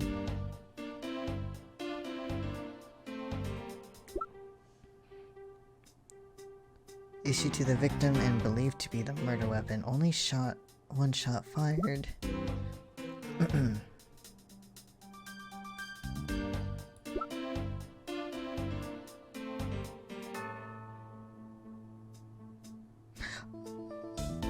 The fact that the file was stolen itself? Okay, hold on. Let's go back first. I want to press all this stuff first, and then I'll do that. Hold it! Okay. Are you saying that those letters were intended for you? Yep, Jim was an outstanding detective. I would expect no less from my former partner. Looks like Mr. Portsman still doesn't understand. He has yet to figure out the true meaning behind the bloody letters. No, it's not. Actually, there's a gigantic flaw in his logic. A gap so wide that even the good detective can spot it. Maybe. Now to clue Mr. Portsman in by presenting him with some evidence. Okay, so let's... where should I...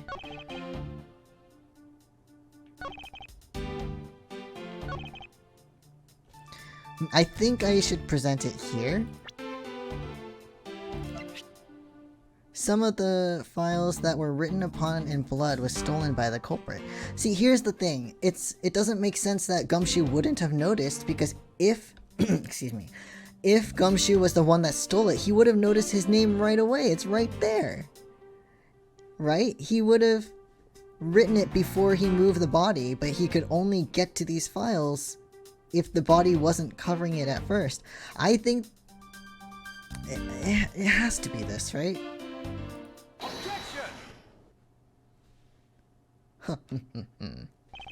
Perhaps you're not aware, Mr. Portsman, but there is a serious flaw in your logic.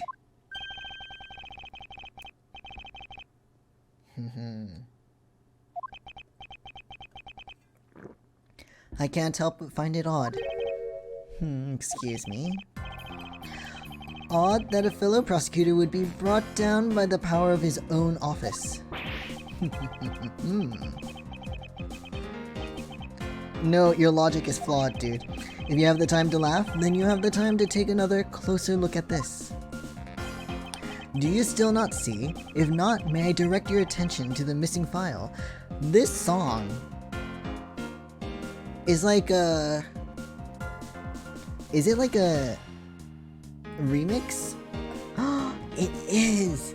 The Edgeworth Great Revival! God, I love this song. It's so good. Do you still not see? If not, may I direct your attention to the missing file? You silly.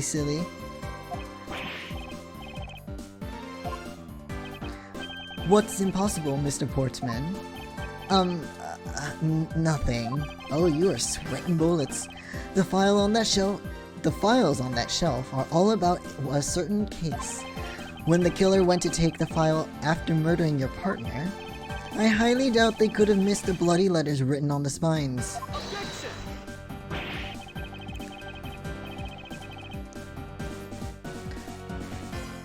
No, because the word is now incomplete without the file there. They wouldn't write gumshoe across and then leave a gap and continue as if they had written it in the air. That makes no fucking sense. I think it's pretty obvious that the file was stolen after it was written on. The missing letters in the detective's name, where the file should be is proof. If Detective Gumshoe really was the culprit of this case, I highly doubt that even he could overlook his own name written in blood on the files, especially as a detective who can't stand the sight of blood. Poor Gumshoe. Ew, what the fuck? Which means, what exactly? What does that make this dying message? It means it was planted evidence. It makes it the work of a criminal intent on tampering with the crime scene. So obvious, come on. I can. Poor thing. Poor Gumshoe. Well, Mr. Portsman. Oh god. Logic deserving of Olympic gold. What is this guy? Okay. I appreciate the praise, but it doesn't change the fact that your reasoning is flawed. Meh, you win some and you lose some. That's how life goes. You look very unhappy though. Oh, I'd hug you if I could, but you know. But you know, it really is a shame. I really didn't want to bring this up. However, what? What? Humor me for a second. Who has the key to this office? Fuck.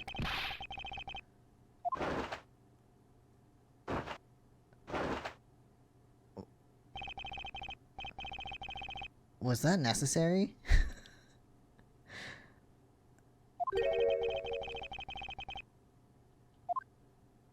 What are you doing?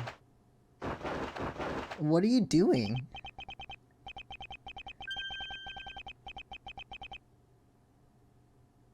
What the actual fuck are you doing?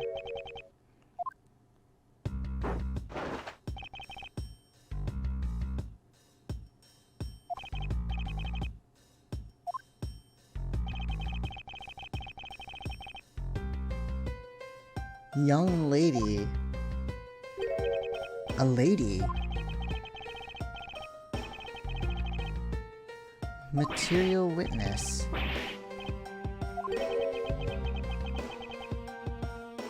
Security. Oh, no! Wait, please don't tell me! Oh, okay, no. It's fine.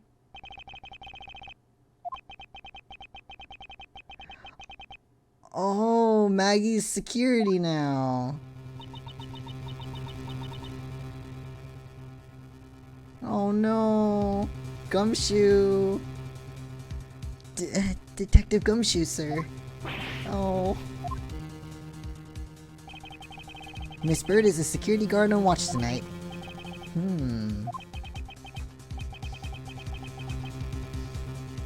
Are you accusing her now? Oh, God. Not Maggie. This is gonna be the third time if she's being accused of murder.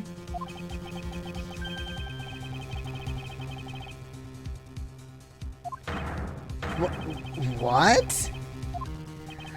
If you are not the guilty party, Detective Gumshoe, then the only other person with access to this room is Miss Bird. I bet you he stole the fucking key from her. Because we know Maggie Bird, she has the worst luck, right? Oh, poor thing. And poor Gumshoe, his crush is being accused of murder, again. How dare you? I would never sneak into someone's room. Oh, poor Maggie. Gumshoe! No! Trying to protect, but... Can we take that as a confession, Detective? Oh, well, it wasn't really me, but it definitely wasn't Maggie, pal. So, yeah, it was me. If it was, you'd have no problems with that, right? Oh, God. Just calm, chill out, guys. Like, chill. Please refrain from flying off the handle, Detective. There's no need for such theatrics.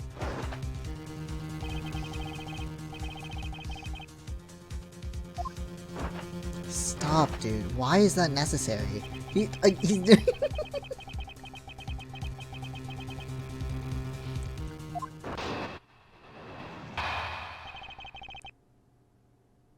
Oh, he's got a...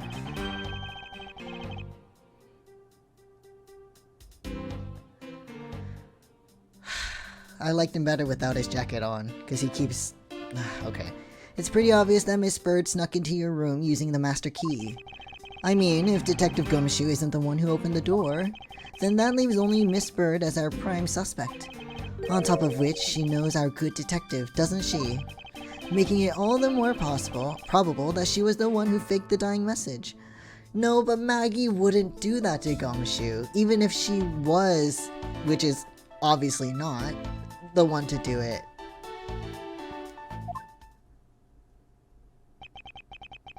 He looks so triumphant. So you're saying she used the master key. So master key... No, not really, because we know she has bad luck. This can open every office door. Its use is controlled by security staff.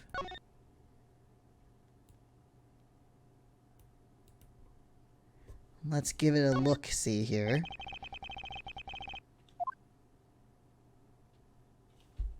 Okay, never mind. There's really nothing else to look at, I guess.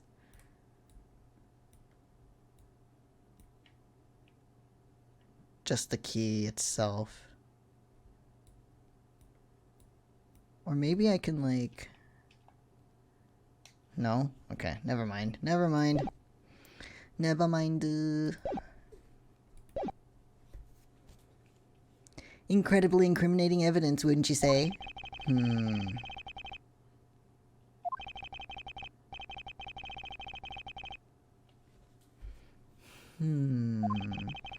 It's all about your reflexes and reaction time, especially for an athlete like me. What is with all these other prosecutors that have, like, other jobs? Like, so I haven't played Ace Attorney 4 yet, or Apollo Justice yet. And I plan to play that as the next Ace Attorney after this. But I do know, like, the other prosecutor is like a rock band, like a guitarist, singer? I don't know. Like, what's going on here? What's his name? Clavier? I wonder if there was anyone else other than Miss Bird who could have used the master key. And I wouldn't even be surprised if she dropped it somewhere, someone stole it and used it. It seems that the only way to get Mr. Portsman to give me more details is to press him. God, I want to, like, stop interacting with this guy. Can we? Can we do that?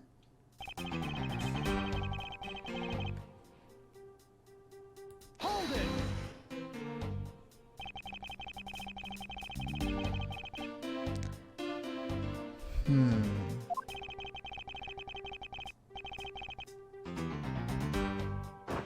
Stop doing that. Isn't that right, Miss Bird? That's, true, but I wasn't able to use the master key at that time of the crime, sir. She lost it. I'm sure she lost it. Wasn't able to. What's that supposed to mean? How is that unrelated?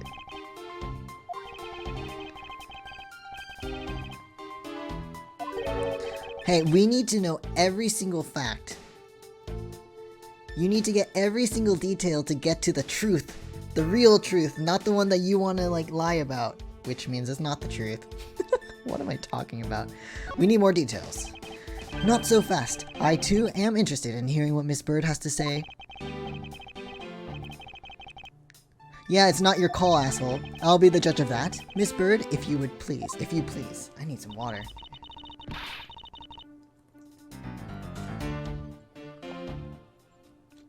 There we go. It was missing.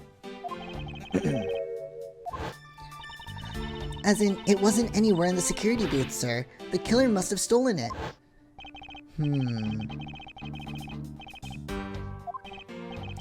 I can't believe that someone like you would be taken in by such words. You have to take every detail, dude. I'm not lying, sir.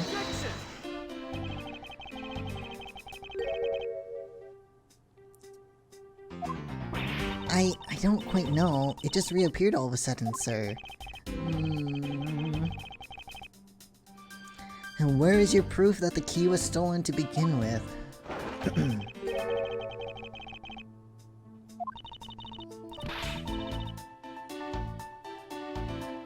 I never lose things I can practically guarantee. I don't know, Maggie. I don't believe that, though. I mean, I believe that it was stolen, but that testimony, knowing her luck. With me, if something disappears, it's usually because someone stole it. That I can believe. Unfortunately, I can't deem this piece of testimony as conclusive. It doesn't mean I agree with you, dude. No. No. Don't give me a thumbs up.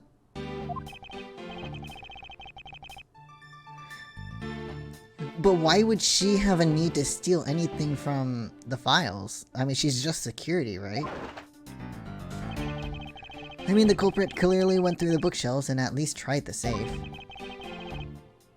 I can't ignore the fact that all the evidence points towards a motive of theft.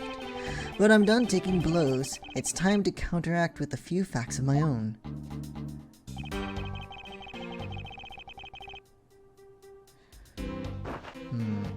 Please stop. Dude, oh my god. I mean, I don't... Oh my god, stop. Okay. I concur that the culprit's motive appears to have been thievery. However... Don't interrupt. However, with regard to the investigation of the bookshelves and safe...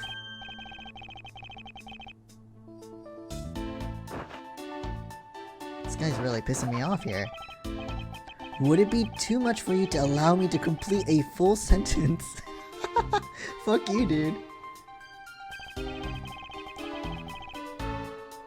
Oh my god, I couldn't even get the whole thing out because he was an asshole. Stop doing that. What is the purpose of that? I thought we had established Detective Gumshoe's innocence pretty thoroughly.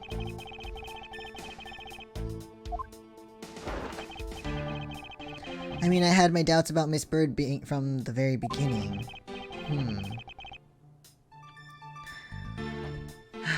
Because he didn't really have those suspicions. He's the guy. Now, don't make that face. See, there goes the truth, running the other way. Let's pick up the pace and see if we can't catch up to it. I don't think you're catching my drift. But we are in agreement that the detective isn't the killer, right? If so, then I hope you'll understand when I say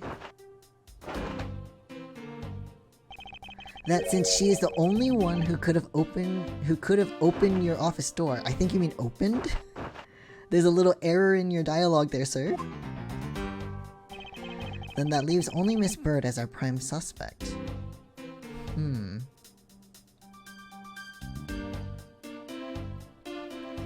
let me press this. Don't you think it's a bit early to be jumping to conclusions? You don't have any proof for sure that she's the one that did it either.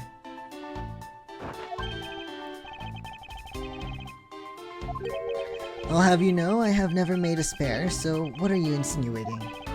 Nothing. Guess I should have known better than to suggest that someone like you would. Someone like him? What do you fucking mean by that?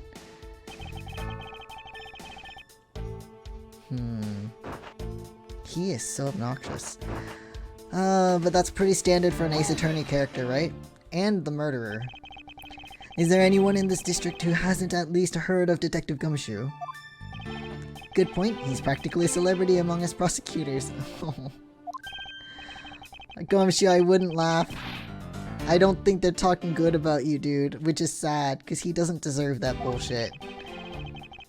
Oh, for when you screw up so badly that you're literally chased off the force. Wow, what a... Oh. Of course not. That's hogwash. Oh. See, Edgeworth has a heart. Making it all the more probable that she was the one who faked the dying message.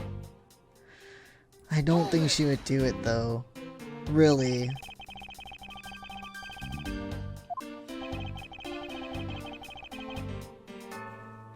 Yeah, like you. And just the act of choosing his name is proof enough that the two knew each other well. I'm getting to it. I would love to. But first we should listen a bit more and digest what he was saying. And press him for more. We already pressed in all of them, so...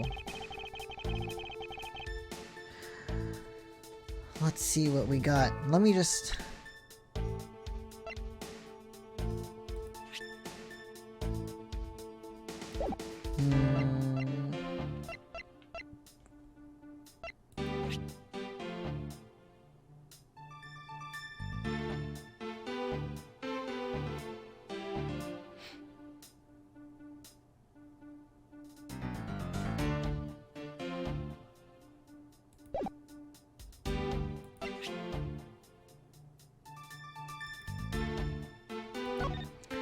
I wonder if there's any way to prove that it was stolen.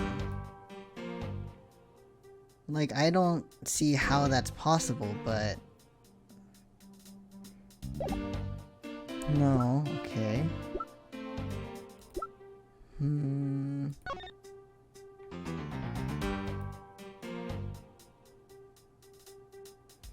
Why would she write it upside down, though, if she did that?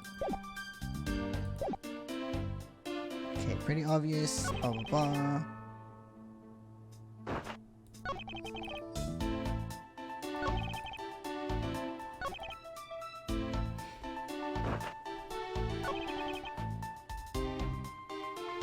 Making it all the more probable that she was the one who faked the dying message.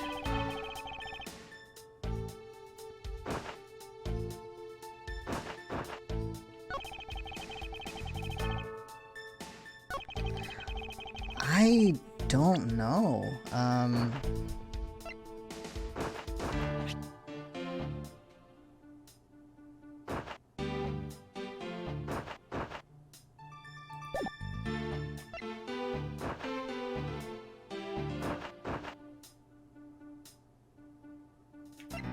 Maybe the gun?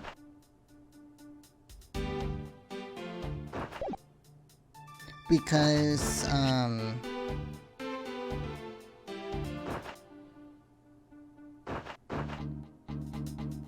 or the safe, because only prosecutors know about it.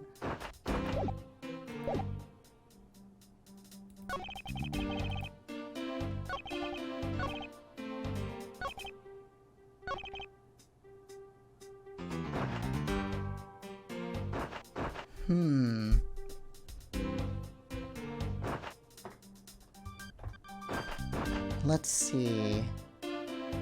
I'm gonna try... Well, let me press this one more time. Let me see if he says anything that I missed. However... Oh, I probably missed a lot because I didn't. He didn't even get a chance to say anything. Okay, let me try the safe. Objection! No. Alright, not the safe. Fine, okay.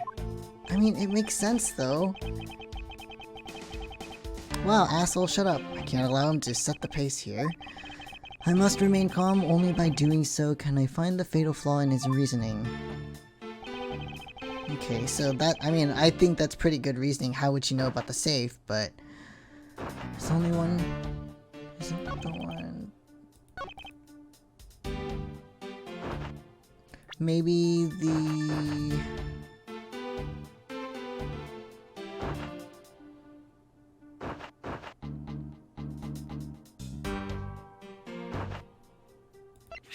The gun? God, this is not easy. Ow, sorry. On top of that, she doesn't... Making all the more probable that she was the one who faked the dying message.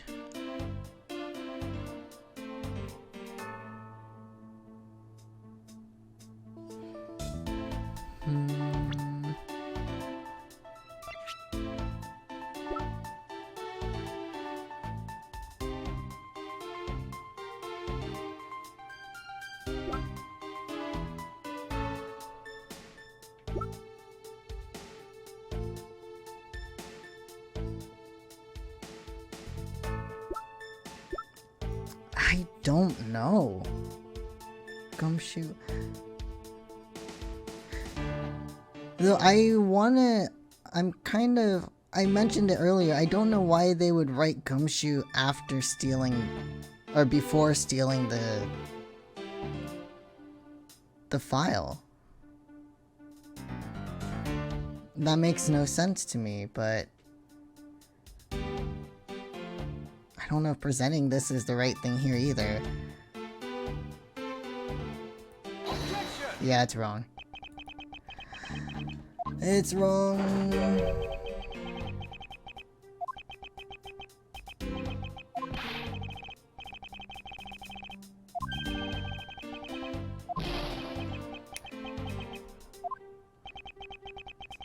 Calm down, Miles. Listen carefully and think. Okay, okay. Wow, this is hard. Okay. What do we have?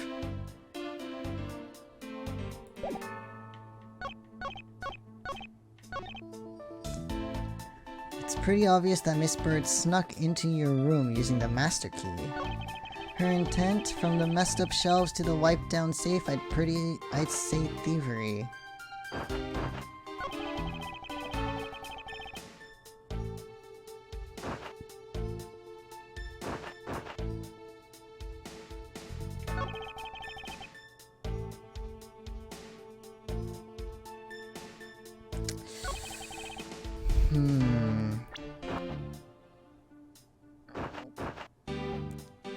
I'm so lost, I might actually have to look this up if I don't figure it out. Oh no, what do I do?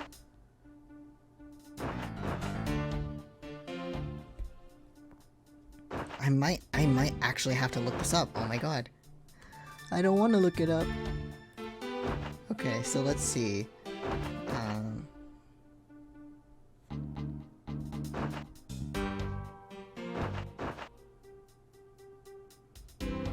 Oh my god, I can't believe this. No.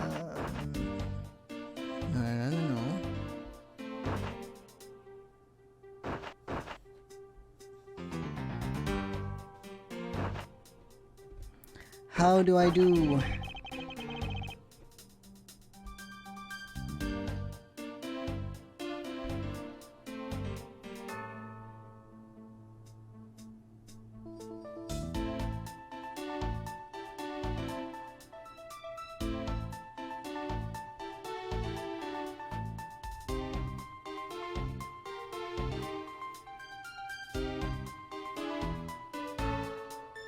Wait, did I? Okay.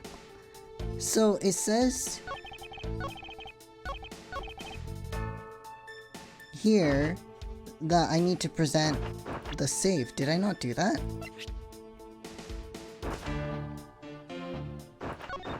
I thought I did that already. Objection! I guess not. I guess not. Do you wish to continue insisting that Miss Bird was set on stealing something? Okay, I guess I didn't. That's fine. Because only prosecutors know about it. So I knew about that, but okay. It was also by your logic that we came to the whole thievery conclusion anyway. Yeah, but she wouldn't have known about the safe. That may be, but you must also be aware of the fact that the safe is a secret safe. The existence of which is only privy to prosecutors. Dude, it's fucking... I find it a little hard to believe that a hidden safe was a part of her cunning plan. But she could have found it by accident while she was turning everything else upside down.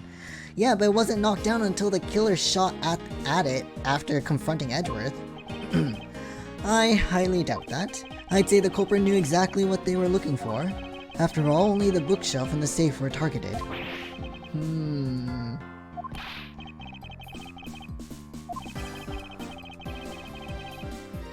Of course. Then, are you proposing that it was a prosecutor who did it? That the killer is a prosecutor? Interesting conclusion. That's definitely looking more and more probable. Hey, you brought it up, not me. Good going, dude. What's wrong, prosecutor? Do you have a different suspect in mind now? Curses. What made you... Oh, you didn't keep your cool. It's all my fault. What do you mean? It's Jim.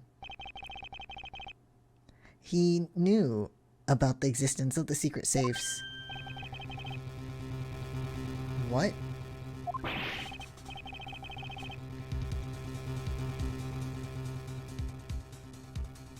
What is... I'm so confused now. What is his goal here? Is he not... He's the killer, right? Like, we saw the scene in the beginning? I mean, I don't know. That's why I told him. I filled him in on this. Why would... No.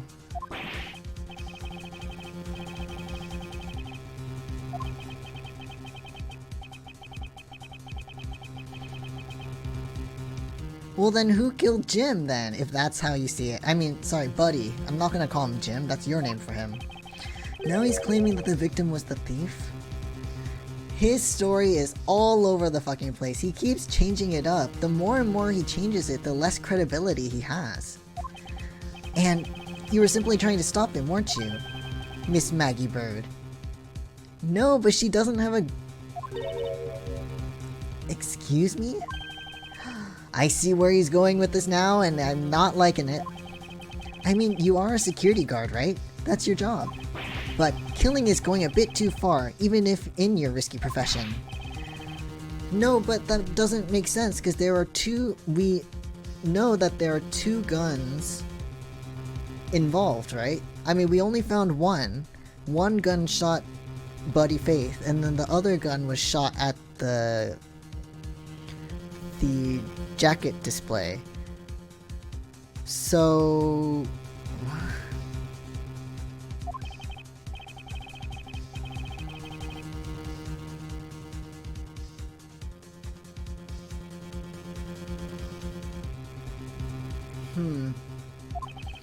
I get it, it was self-defense, wasn't it? No, I couldn't. I could never do something like that. Not even as a security guard, sir. Plus, even if he was the thief, he wouldn't have a key to this office. What the actual fuck? It was Jim who stole the master key. I don't think so.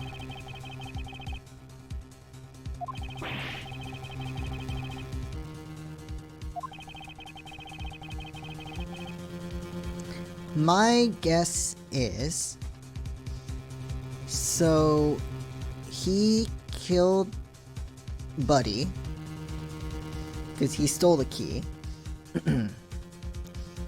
And then when he was going back to clean up his hands because he wrote Gumshoe's name, he dropped the key back off while Maggie was not looking, I guess, and then came back and acted like the worried partner.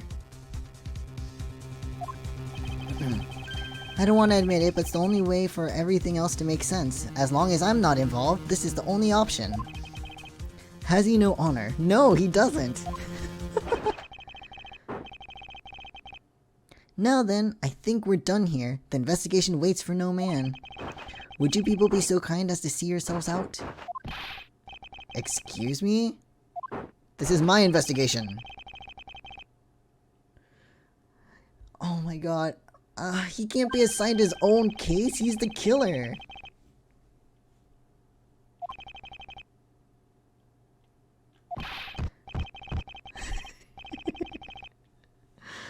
Oh my god. Detective Gumshoe, calm yourself. But, sir... We have no choice but to accommodate his request. For now. You motherfucker. This is my office, though. Mark my words, Mr. Portsman. We will meet again. If that's a formal request from the legendary prosecutor himself, then I suppose so. Now, don't disappoint me, you hear? What a fucking prick. To be continued. What time is it? 10:47. I'm gonna save, and then we're gonna take a break. Saving. Saving.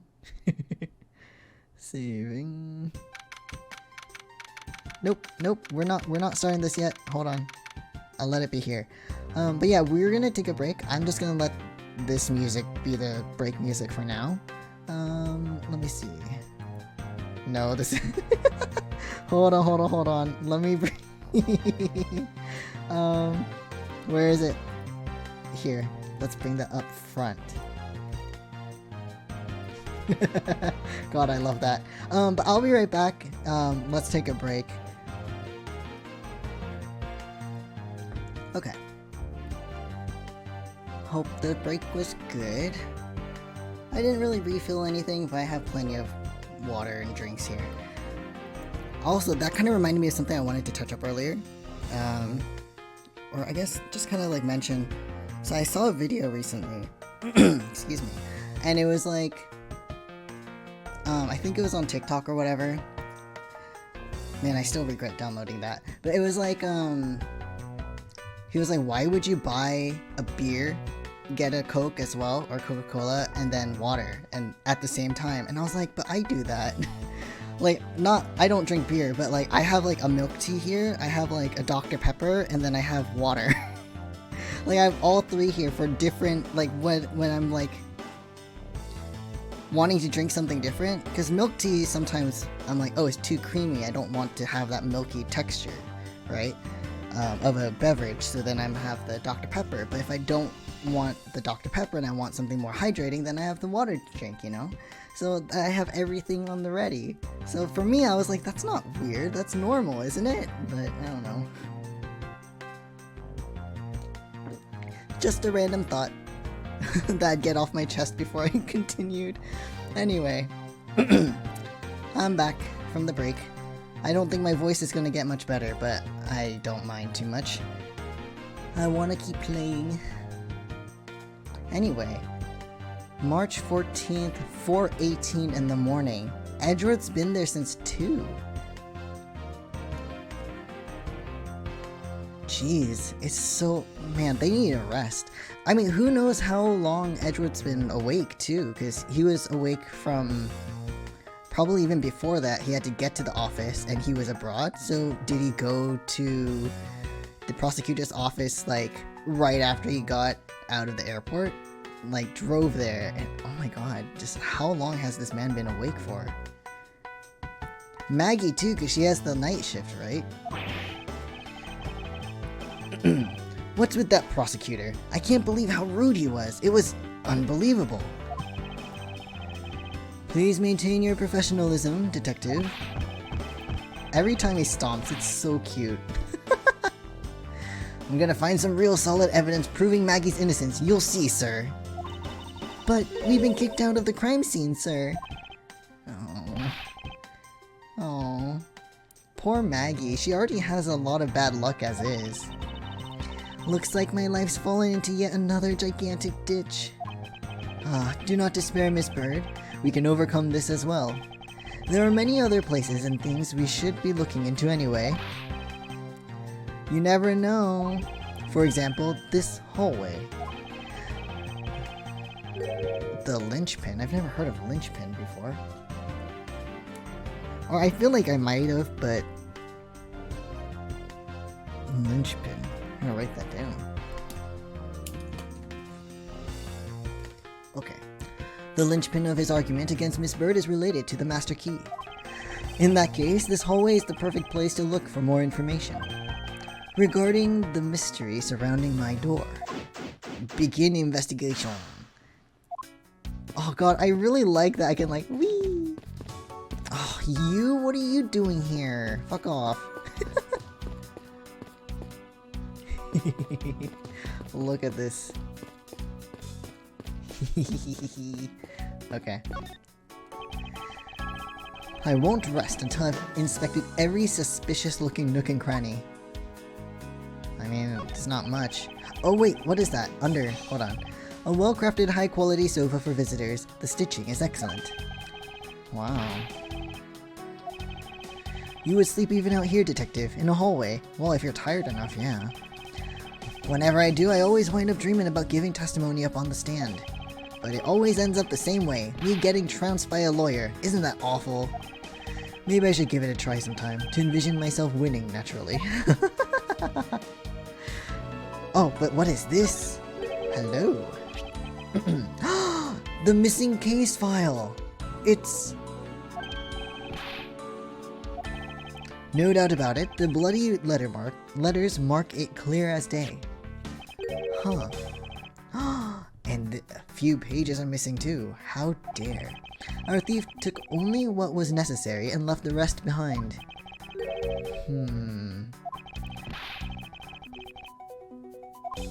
Not particularly, it's just a collection of court case files. However, the cases within these files are not mine. Oh, okay. So they don't belong to you. Or, I mean, they belong to you, but the cases aren't yours. Alright, okay, okay. Oops, okay. They belong to the High Prosecutor that used to occupy my current office. Oh, okay, so the files were there before he... Okay, got it. Alright.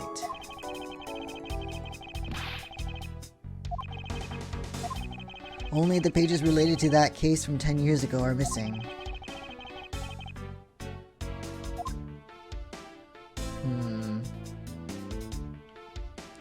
So nothing else here. I'm sure this is just about the...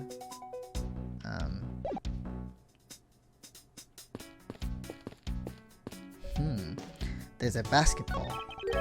Wait, why is there a... why is there a hoop out there? What the fuck? What is a basketball doing here? Why is the prized possession out there then?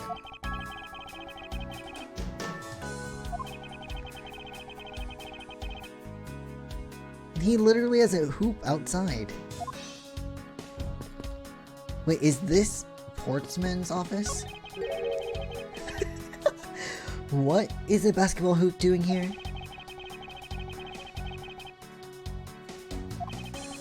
So when and why was it moved indoors? I don't remember exactly, but I saw one of the officers drag it up here recently. Why? I heard that it wouldn't fit in the elevator, so the poor guy had to bring... But this is the 12th floor. What the actual fuck? Gumshoe, don't laugh. All the way up to the 12th floor? Exactly, what the actual fuck? Hello?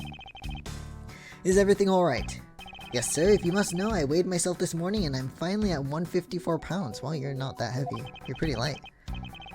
Congratulations, but I was asking about this hallway and this room. A word of advice, stay focused, or you may start to lose even more weight. Alright, Winston Payne, what are you doing here?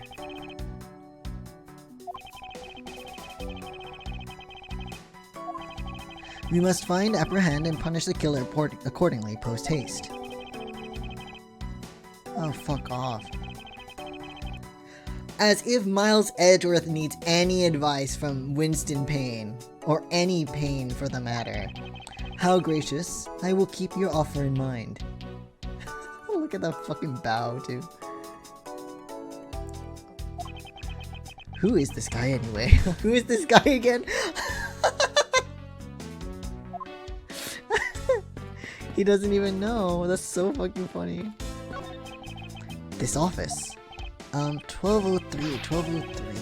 Hey, Maggie, whose room is this again? I mean, it's obviously Portsmouth, but... So he's my new neighbor, I see. I suppose he moved in while I was overseas. Anything else to look at? I mean, talk to Maggie a bit? I was wondering if I may speak with you for a bit concerning this case. I've always been a big fan of the courtroom, but this is like a dream where I'm being cross-examined by the Miles Edgeworth. I can't let this chance pass me by. I must remember to ask her about the master key. I should jog her memory by showing my notes to her through the present button. Okay. Well, let's talk first. Have you ever met the victim before? Well, I've seen him a couple of times before when I had to go to Mr. Portsman's office. Mr. Faith was always playing basketball with Mr. Portsman, sir. Wait, I mean, maybe she doesn't remember him from the force, because she used to be a police officer. Sounds fun, but the only person ever taking the shot was Mr. Portsman. Wow, that doesn't sound fun. All Mr. Faith ever did was pass him the ball, sir.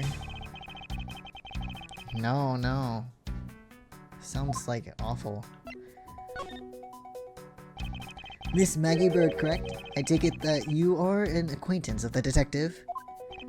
She was under my supervision back when she was still on the force, sir. One day she got caught up in a murder and things started going downhill, so she quit. But I owe a lot to Detective Gumshoe for introducing me to my current employer. Or so I thought until a few hours ago. Right before I was about to clock out for the night. Oh, so she's been up for who knows how long, jeez. And don't worry, my whole life has been nothing but a whirlwind of bad luck and failures. Yep. Since I was 6 months old when I fell- right, she fell out- okay. Since I was 6 months old, when I fell from the 9th floor of my apartment building, I've been hit by all sorts of vehicles, gotten sick from all sorts of foods, failed at almost every test I've taken, experienced almost every kind of disaster, and now I even managed to be named a criminal just when I've become a security guard. Yeah. This is the 3rd time, I'm guessing. That's a lot to go through in one lifetime. Poor Maggie. I know, and just when I thought I had finally found my happiness, I wind up getting you and Detective Gumshoe involved in my bad luck. You don't need to worry about me, Miss Bird, nor do you need to worry about yourself. I will solve this case and prove your innocence. All I ask in return is for your cooperation. Oh my god, her fucking face. Yes, sir, Mr. Edgeworth. You can count on me. I'll do all I can to help. Alright, let's see what we got here. So we need to jog her memory about the master key. So when did you discover that the master key was missing? I think she said around 1, but by the time I realized it, I think it was around 1 AM, sir. So about then, yes. And I noticed it was back at around 2:30 AM. So that checks out with the timing, right? So Edgeworth came back at like 2:05. That bullshit happened. the guy left, and then, yeah. And Portsman, if his office is right next door, he was able to escape fairly quickly and just go to his office, because he has the key to it. It was just sitting there on the ledge where the security room's reception window is. But I'm sure that between those 2 times it was not just gone, but stolen, sir.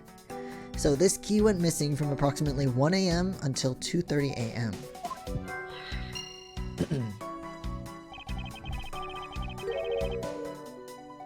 Why is such an important key stored in such an insecure place?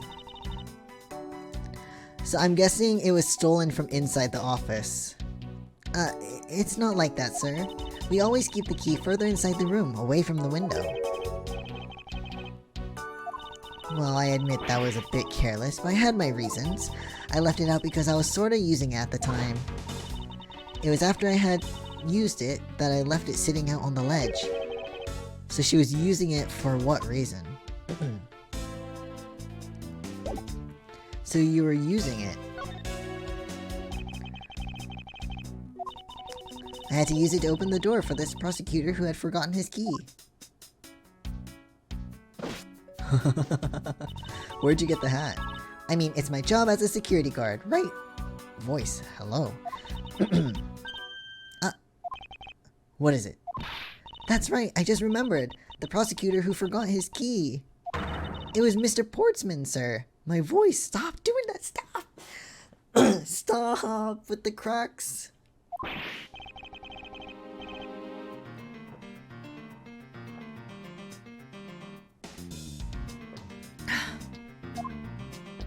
Okay. It was around 12 a.m. Mr. Portsman had forgotten his office key, so he came down to security, sir. Alright, here we go. And that's when you loaned the master key to him? No way! It's against regulations to loan the master key out to anyone. Oh, she's cute. I walked with Mr. Portsman to his office and opened the door for him personally, sir. Okay. Well, he called for me to come close up his office as he was leaving to go home. That was around 1:30 a.m., I think. So, in summary, for the sake of one forgetful prosecutor, you used the master key twice tonight.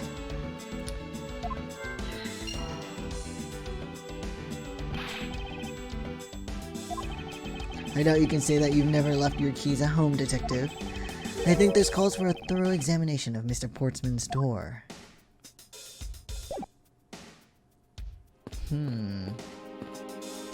Go away, dude. Oh, you know what? I just realized, so when you talk to Winston Payne, his, the name, it just says Prosecutor, and I think that's because he doesn't know who it is, so it's just another prosecutor to him. He's like, who the fuck are you? I won't rest until I've inspected every suspicious looking nook and cranny. So there's a door number.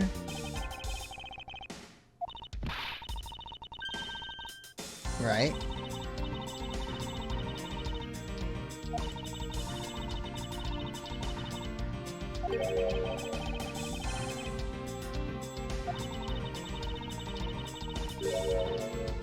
That's... No. No, he wanted the files. He wanted the files. And if he got 1202, he wouldn't need to sneak in there. It would be a way easier way to get the files that way.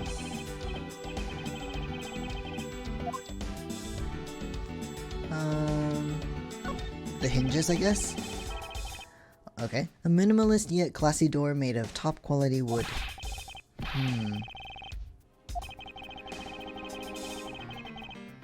I guess? Nonsense. A man doesn't become more or less dignified because of where he works. I know. He still seems more dignified than Mr. Payne.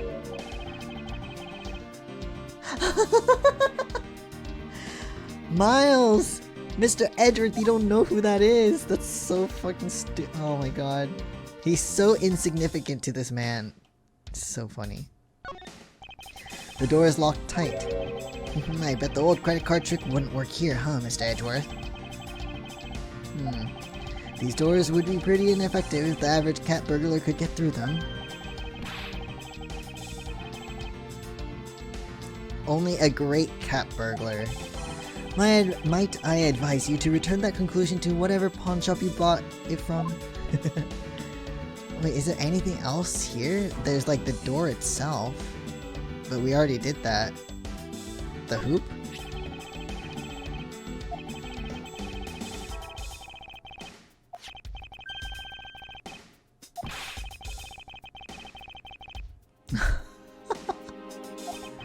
How long have I had the same office and yet you still manage to get lost? Is there nothing else, really?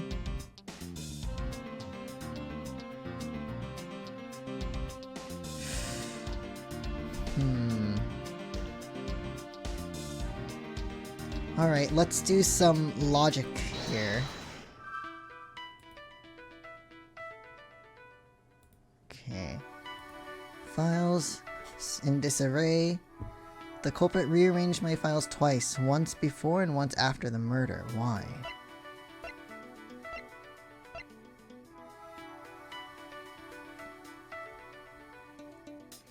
Use the master key. This key was used to unlock and lock Portsman's office at 12 AM and 1:30 AM.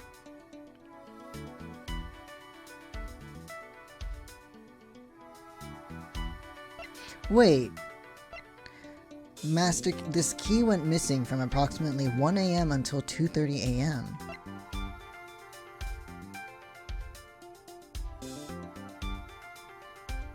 Well then how did she open it at 1:30?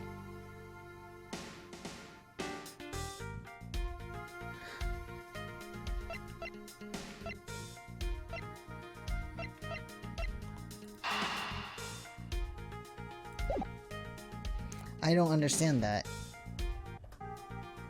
Well, let's try these two together. I think that would work.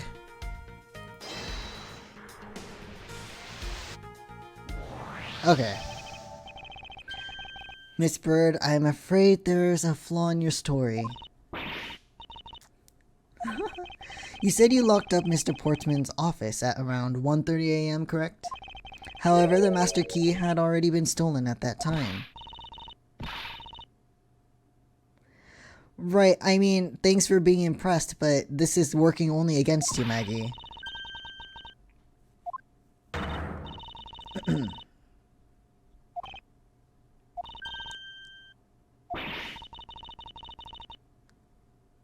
Okay. So I pretended to lock up his room, sir.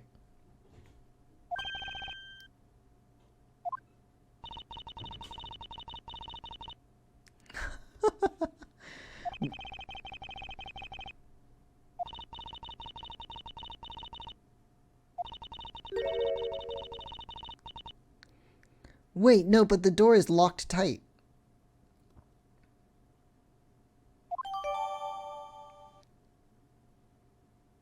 But his door is locked. We know that. Wait, hold on. A minimalist yet classy door made of top quality wood. We did that.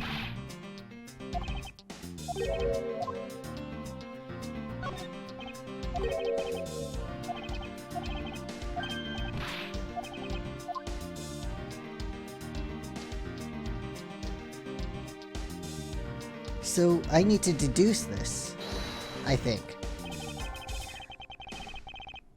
Yes. Miss Bird unlocked the door, but Master Key was stolen, so she could not lock it up. Eureka! Oh god, the fucking Eureka again. There's a contradiction here between reality and the evidence. If what Miss Bird has said is true, then why is this door locked tight? It should not have been locked. That's very strange. No, because the key was missing.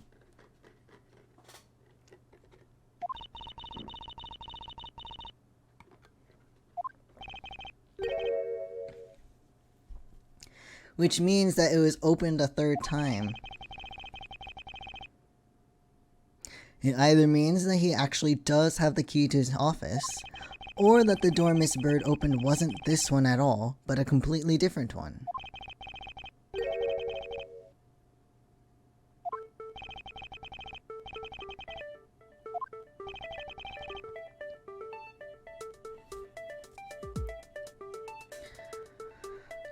Prints on the doorknob, I would say.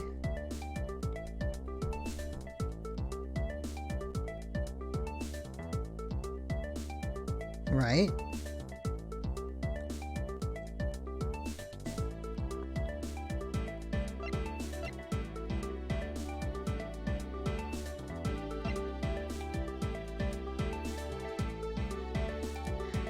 If Edgeworth is going to the conclusion that a different door is open, then the prints on the doorknob should make sense.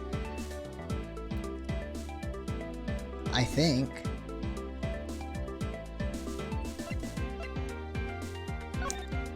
Well, I have a lot of health, so it's fine.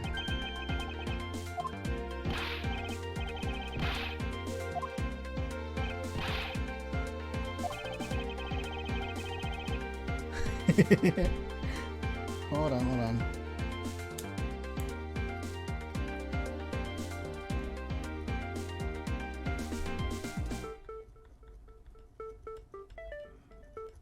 Okay. There's no need for such belligerent nostril flaring detectives.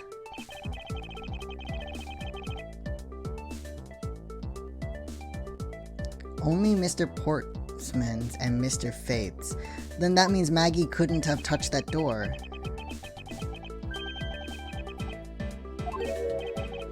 Because if Maggie had opened the door for Portsman, then she wouldn't have, her prints should be on that door. Exactly.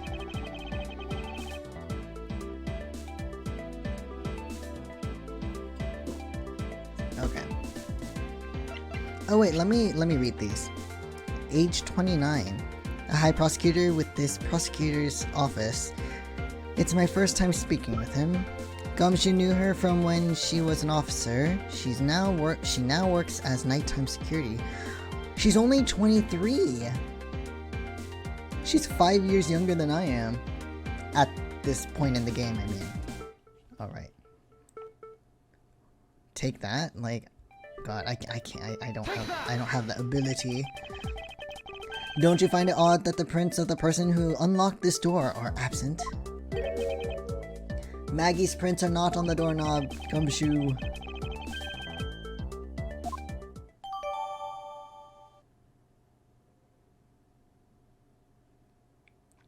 You know, I think Maggie doesn't really know what doors are whose. So when Portsman went up and it's like, hey, I don't have my key. Could you open the door for me? I think what happened is he did have the key to his door, probably. But he doesn't have the key to Edgeworth's door. So the only way he could do this is by saying, hey, I forgot my key. Could you unlock my door for me? And then open it. And I think the prosecutor's office would really benefit with having a nameplate on the door for everyone's office. Like, it could just be paper or whatever, like, you can change it, but, like,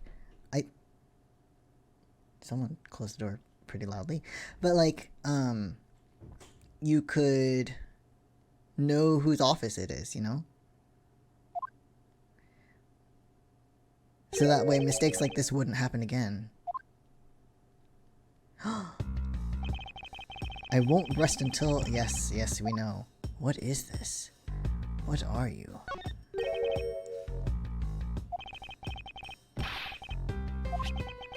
Let's see. Oh, there's something written on it. I brought the 3 pieces of evidence. Bye.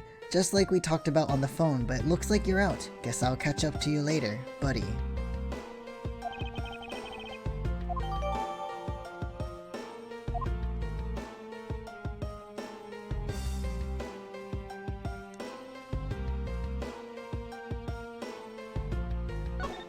There's the basketball.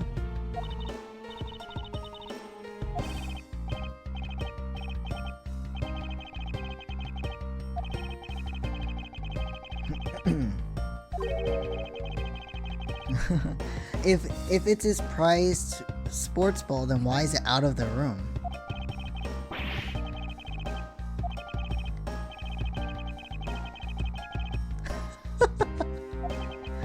I think we've reached the end of this conversation.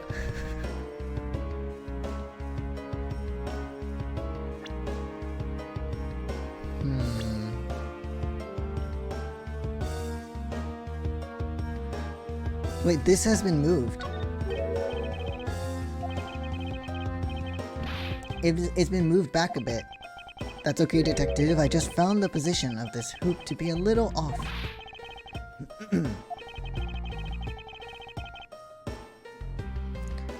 I wonder...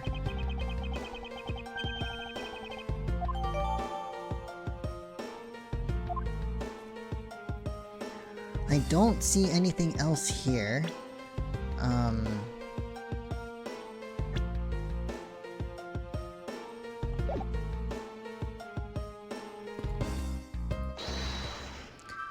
Let's see what we have. Files in disarray, another handgun. I don't think those match up, but I might be wrong.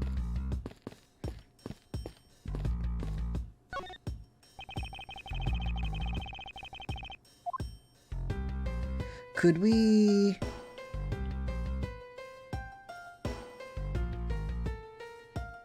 examine the knob for this one?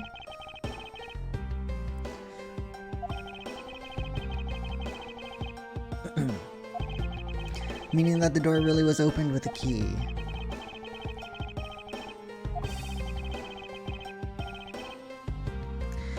Which is strange, because Edgeworth opened the door, so his print should be on there too. Whoever this thief is, they did a good job of not leaving any clues behind. Because he walked into the room, and then the killer was like there, and then walked out the room. So he must have wiped it as he left.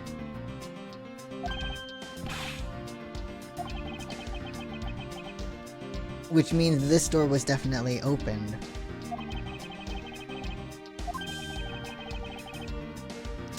And we know who that is. As long as my logic is sound, then yes. The mastermind behind this murder is none other than Mr. Portsman. It's obvious. I mean, listen, even if we didn't know from the beginning, he was acting so suspicious.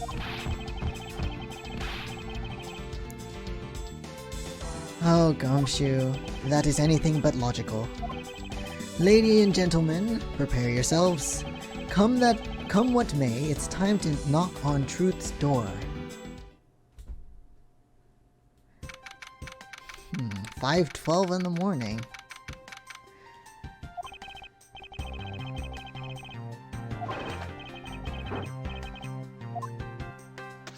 Wow.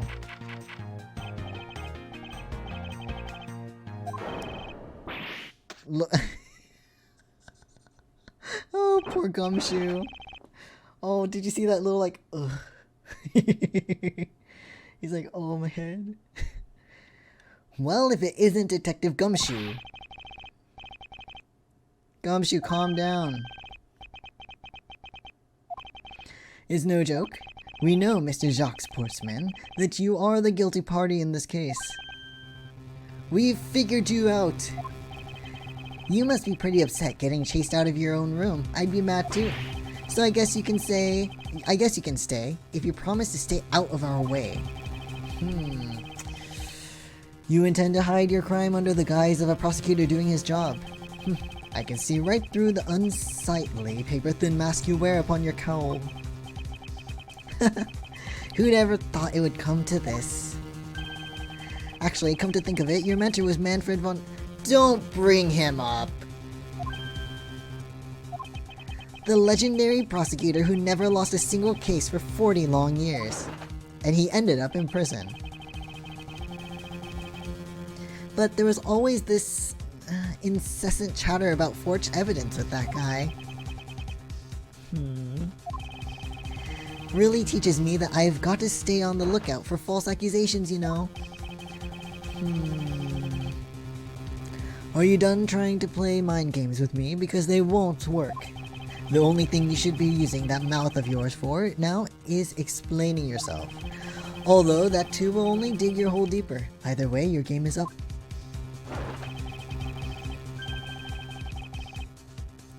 Hey, we will. We will prove it. I have no idea what sort of harebrained idea you have in mind, but there's a mountain of evidence that points away from me being the culprit. Besides, how may I ask, do you propose I unlocked your door and got in here? Well, we have a testimony for that. Look, I feel bad doing this to you, but I've got work to do, so we're done here. You don't get to decide that. I do. Sorry, but we are not finished yet.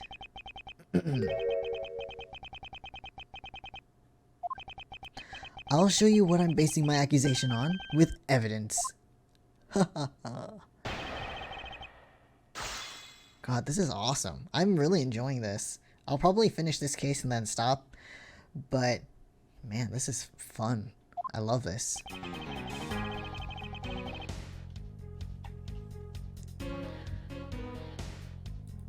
We gotta press everything though. My accusation is a harebrained idea, is it?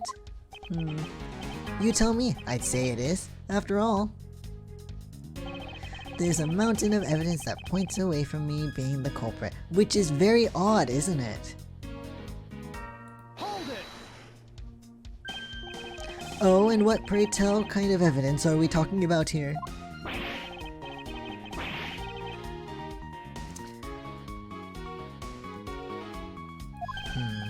And that's it? That's not even an anthill, let alone a mountain. But it's more than enough, wouldn't you agree? No, not really. Might I recommend that you review what the word evidence means? You're a prosecutor, for crying out loud, you should know better.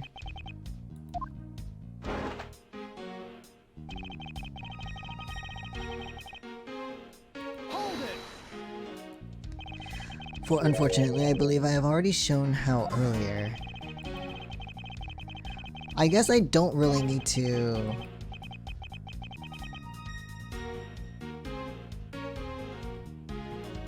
press these, but I'm so used to doing that. You claim to have had no way to open my door. However, is that really the honest truth?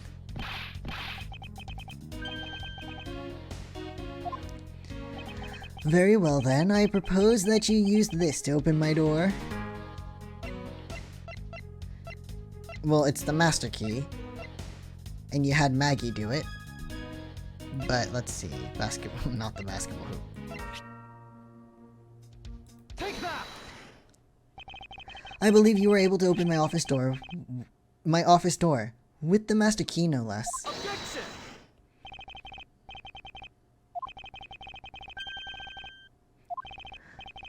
Yes, we know, you know.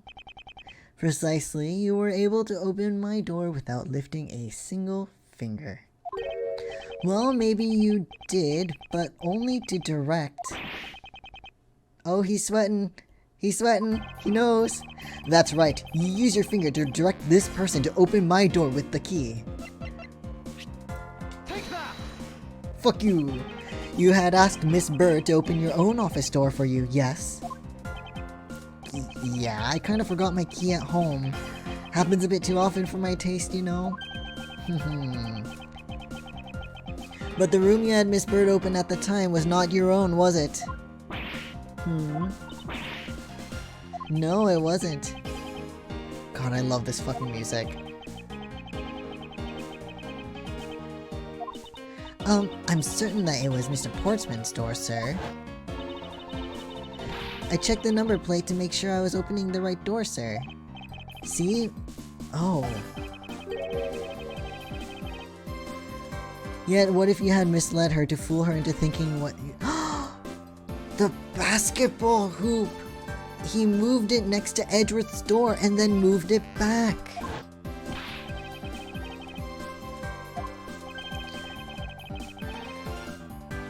And the number plates.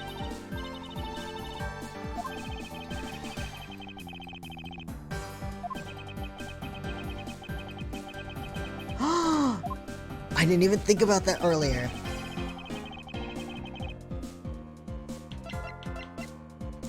This. What? The basketball hoop, sir? Of course, of course, of course. Oh my god. Hold on, whoops. There we go. It's quite the peculiar fixture in any hallway, let alone a hallway in this building. Which is why it left an unusually strong impression on you. Oh my goodness. It's an object perfectly suited to sit just outside the office of a peculiar prosecutor. Fuck you. That's true, sir. Or that's very true, sir, because there was a basketball hoop sitting there. I thought the door was I thought the door I was opening had to be Mr. Portsman's. Okay. There are signs that a hoop has been moved. To sit in front of my office, to be sure. I see. So that's how you throw suspicion on people. Thanks for the tip. But I think your conjecture is a little off the racetrack. Oh, why is that? Why? How? We gave you evidence. It's not nonsense. It's not even baseless.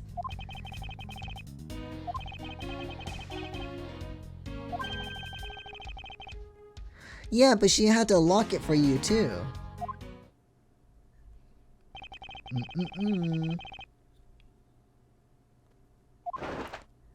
Don't.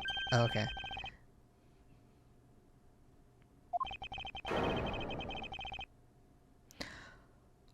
Rude. My jacket's not dirty, I'll have you know. I just washed it yesterday. Please calm down, for I intend to show who is the one truly covered in slime here. Excuse me. Oh my god, this is just a debate. I love this. Am I, though?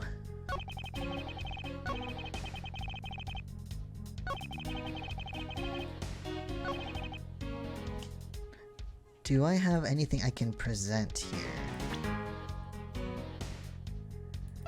Just to make sure. Okay. Hold it. And what were you doing in your office?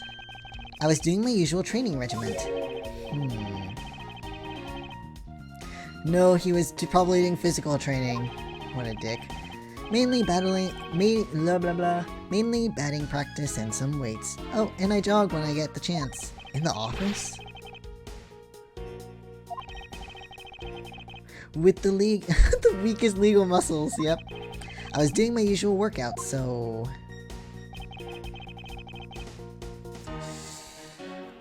I mean, I know he's lying, but... Hold it.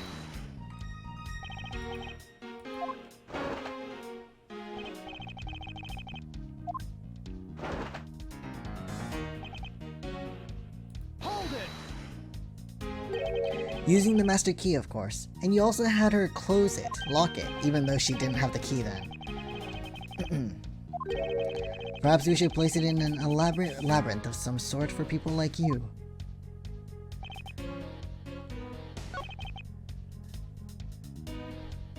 Hold it.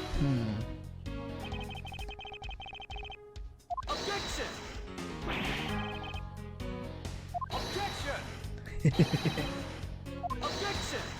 Oh, it's an objection battle.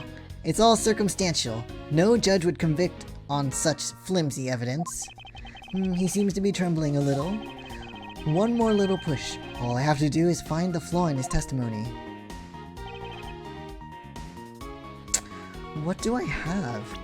I have...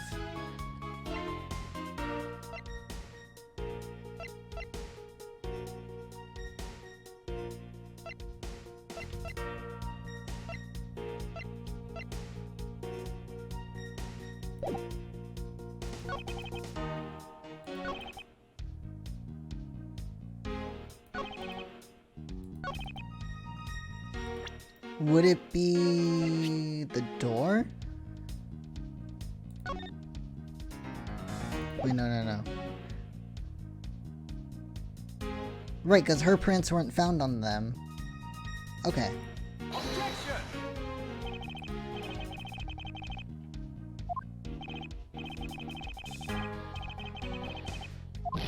Oh, never mind. Okay. Oh, no. It makes sense, though.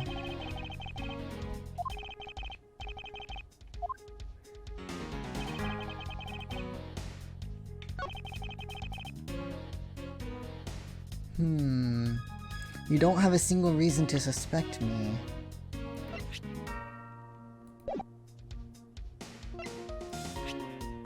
Found under the door for the absent... Oh wait, no, but if you had gone to your room, you would have had... You would have noticed this. Hold on, let's go back.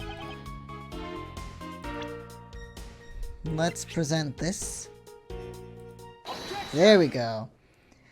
If you had actually gone to your room, you would have noticed this note. That was a lie. Okay. This is a note that the victim left for you, Mr. Portsman. It was left under your door, or did you not notice? And right here it says, "But you're out." What are you gonna do about it now, bitch? You were not in your room when the victim came to call on you. So then, where were you and what were you doing? Have an explanation, sir? What the fuck am I saying? Miles Edgeworth is not taking your shit. Shall I explain it to you? Or shall I explain it in full detail for you? You were busy snooping around in my room, the very room you had Miss Bird open for you. That's just nonsense. You have no evidence that I made the girl open your door for me. Oh, but I do. I have very decisive evidence. No way.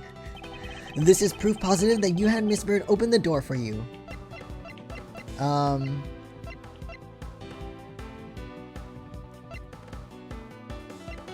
What? This? If I don't get this right, I'm gonna look like an idiot.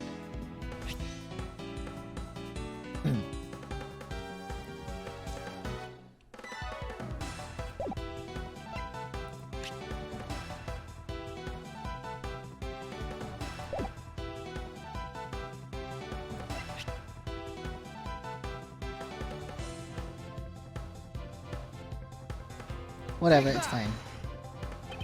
I had your door dusted for prints. Okay, good. My door? What for? Come on, I bet you didn't find anything. You sure are good at wasting time. You're right, we didn't find anything. That was supposed to be there, you know? You're right, I didn't find anything. And definitely not Miss Bird's fingerprints. Her prints? What did they have to do with anything? Well, what the... For a prosecutor, you're kind of stupid. Let's put it this way, if she really was the one who opened your door, then her prints should naturally be on the doorknob she touched. Dig your grave deeper. Further, all of the prints on my office door's knob have been wiped clean off. I can only assume it's because Miss Bird's fingerprints were on it. Don't you think it's time you gave up your little charade? We know you stole into my office with the intent of stealing something from me, and Detective Faith found you out. Possibly because he heard sounds coming from a room whose occupant was on leave. Mr. Portsman, you killed Mr. Faith to silence him. And I had the misfortune to return when I did. You had to threaten me as you escaped.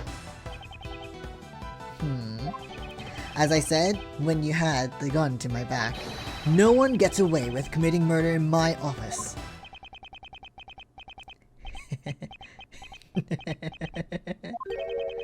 Oh dear. Oh dear. Why are you laughing?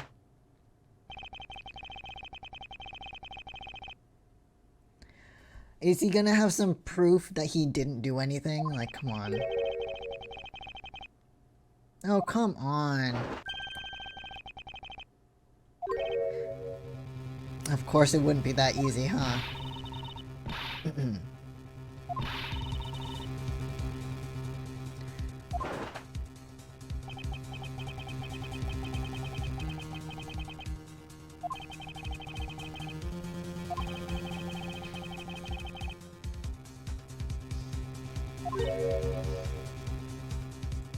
But your prints were on it.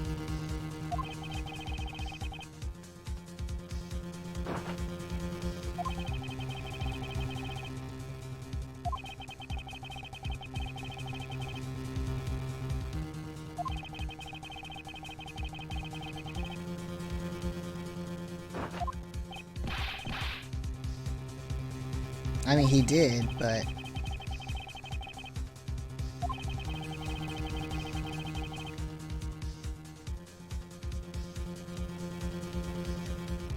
I mean... Yeah... Then you should have noticed it. Hey Paragon, what's up? How's it going? Oh, ads. Yeah, sorry. I usually have the pre-roll ads off by playing something else, but I forgot to play one during the break, so my bad.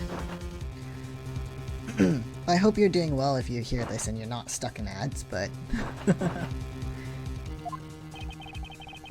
Are you saying you failed to notice a note in your doorway?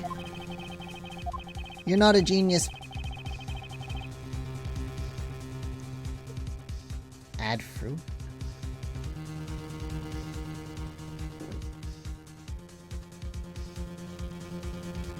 Miss obvious shit all the time. Well, I mean, yeah, that does happen. You're not wrong. Ad free? Oh, okay, good. But yeah, I was saying that, like, usually during a break or something, I would play an ad so that way pre-roll ads would turn off, but I forgot this one time, so sorry. But yeah, I'm doing pretty good. Just kind of tired. But hope you're doing well too. That's good. Or hope you're doing well. What am I? I think my brain is like not great right now. Yeah, okay, just got off of work. Yeah, no. Oh, yeah. Gonna go straight to the gym. Alright, no problem. God, I need to work out too, but... I don't want to. Though other than workout, I've been going to like the doctors doing like acupuncture and stuff like that. And I have to get like other screenings done. Now that's just a flat out lie. There's no way you didn't notice a note that size. But you can't prove that, can you? Come on, Edgeworth, let's use our brains here. Say something, Mr. Edgeworth. Back me up here, sir.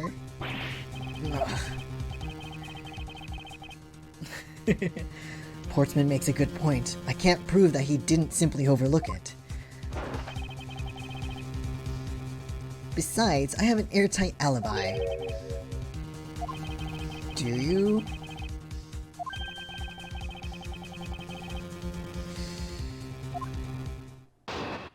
Who's your alibi?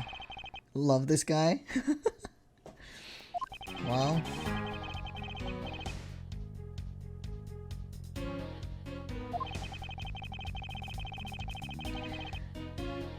Right.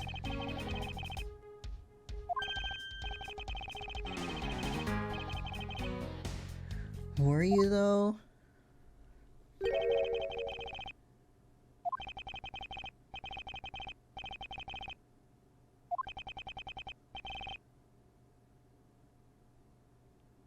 You've known Portsman for 2 minutes and you would look at a spider for him? Really? Alright. I don't know. I don't like him, but, you know, that's okay.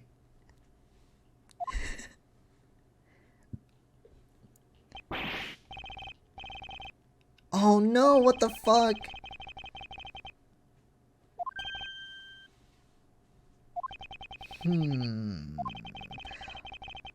He has clowny qualities. Okay, that's fair. He totally does though, yeah. All of the evidence points to him being the culprit. Just very clown loving. Alright. No problem. Totally get it. That's the way... If that's your thing, then I understand. I think I've just argued with this same guy for so long, I can't help but not like him no matter what. He's making my head hurt. So there must be a contradictory point in his alibi somewhere. It's your brand as the clown god.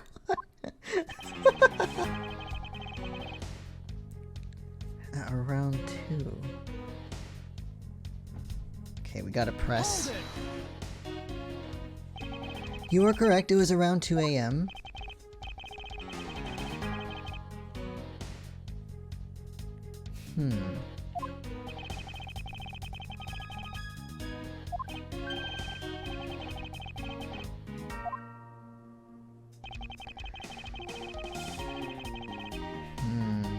Yes. It is as you say, however. Can you let me finish the sentence?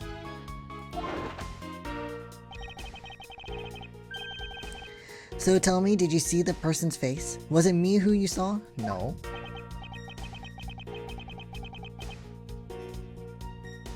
Objection.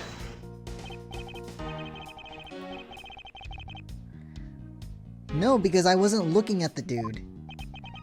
I'm beginning to feel like I'm the one being interrogated here. I love him so much. No. No.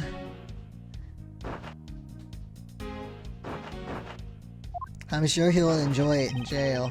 The cake. It only matters that you ran into the culprit. Okay. Hold it. Exactly that time? So you paid the Criminal Affairs Department to visit.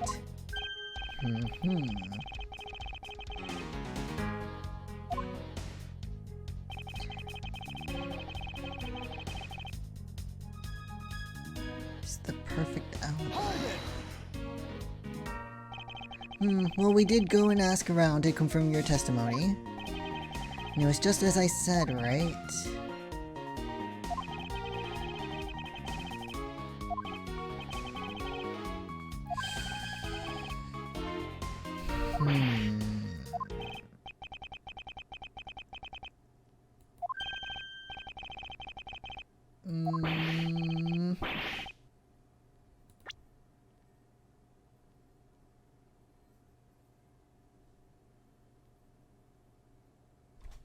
It sounds like there's a bug in my room. What the fuck?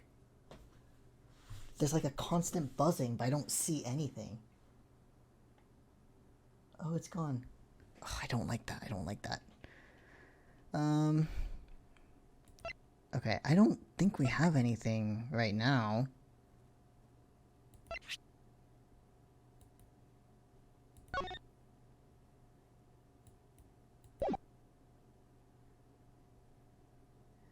I don't think we have them in our area where I live. I've never seen them here, anyway.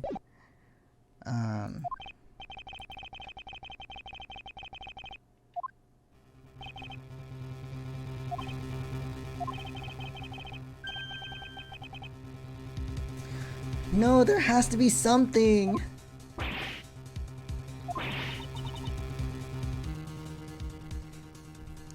Never seen them, but I hear them always.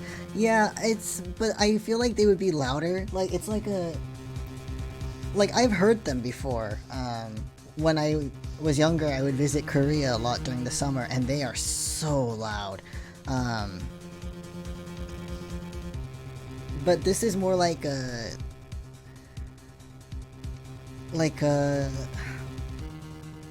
silent buzzing almost. I almost wasn't sure if I was actually hearing a bug. So I don't know.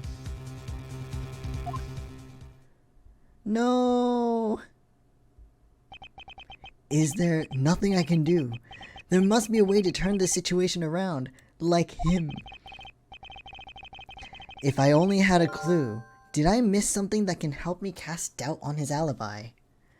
The intruder I met could not have been Portsman, then who could it have been? Hearing it again. Oh my god. If it's a mosquito, I'm gonna be fucking mad. Because I know I'm gonna get a bug bite somewhere. Ugh.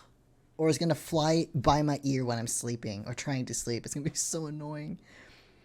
I need to calmly think this through one more time and with logic. Alright. We got this. So the culprit rearranged my files twice. Once before and once after the murder. Why?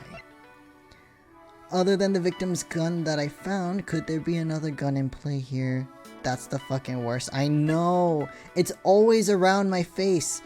And like, it's so warm right now. So, I mean, California is having a heat wave. I mean, it's not as bad right now. And I'm sure it's not as hot as some other places. Don't get me wrong. It's not like the worst heat I've felt ever. But like, I hate the heat. So when I sleep and there's a mosquito around, I either have to be really quick, turn on the lights, find it before it hides, and then kill it. Or I have to sleep with the covers over my head, which just means I'm so uncomfortable because it's hot. And it's too warm for me to do that right now, so I'm gonna have to like search for it after I finish streaming, because that thing needs to fucking go.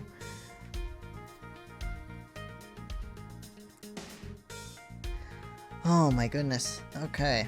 The intruder I met could not. Flies are just as bad. Oh yeah, no, the only reason why I don't care about flies as much is that they don't bite me. Mosquitoes love me. If I go to Asia in the summertime, I am just covered in mosquito bites. It's awful. Let's see. So I need to connect my thoughts here. Files are in disarray. Another handgun.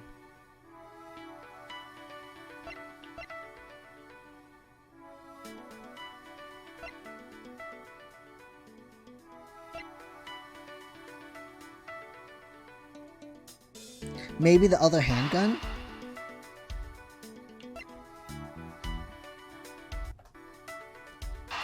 I'm gonna try this. Yes! There were 2 bullets left at the scene of the crime. Which wouldn't make sense, because the one gun that we had here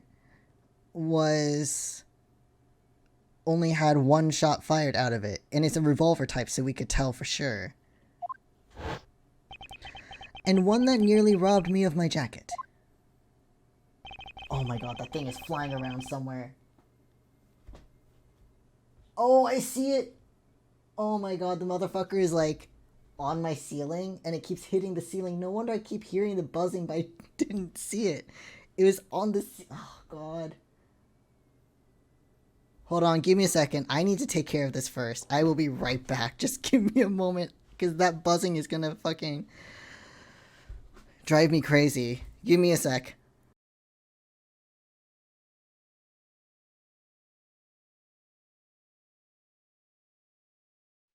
Okay, the deed is done.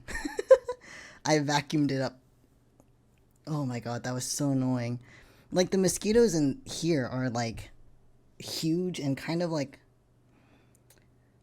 long-ish, I guess. They're bigger than what I'm used to. Like, when I'm in Korea, sure, we kind of have the bigger mosquitoes, but the ones that I see more often are like the tiny ones.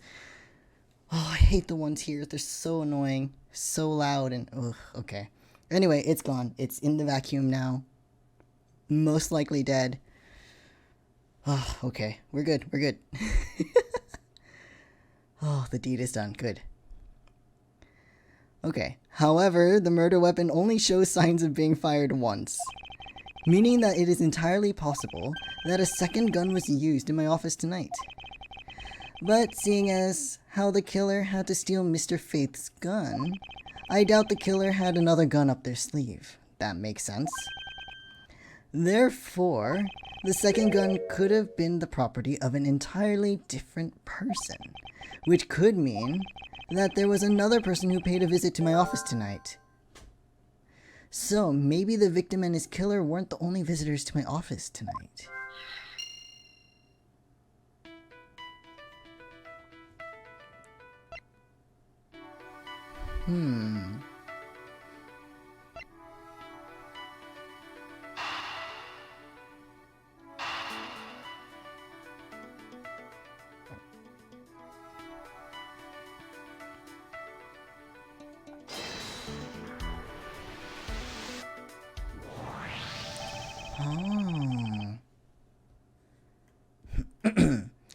Then this must be something that will be mentioned maybe in a future case, or after this, in the next case or something, or next episode. I don't know if they're going to be called cases for this one. Supposing there was yet another visitor tonight, that would also resolve the issue of why my shelves were upended twice. We know that the shelves were disturbed once before and once after the murder. So it shouldn't be much of a stretch to think that it was the work of two different people. Once by the person who stole the victim's gun and then killed him with it, and once again after the murder by our second culprit. Or after the murder by our second culprit. Huh. Who was the owner of the second gun? If we suppose that the second culprit's gun was the one that was pointing at my back, or pointed at my back? Pointing? Objection! Pointed at my back. Mr. Portsman, it seems that I need to amend my assumptions regarding this case. No, you're still the killer. But the guy who is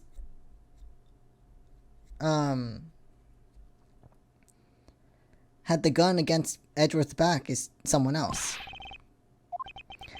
This has been a big misunderstanding on my part from the start. I had assumed that the person I ran into was the killer, but that may not be the case. It means you're still the killer, dumbass. The person I ran into was just your average thief.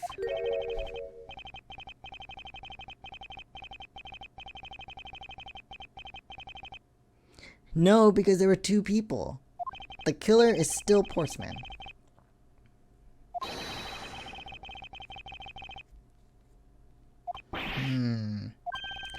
Explains both why my shelves were disturbed twice and how there were two guns. Mr. Portsman tricked Miss Bird and gained entry into my office.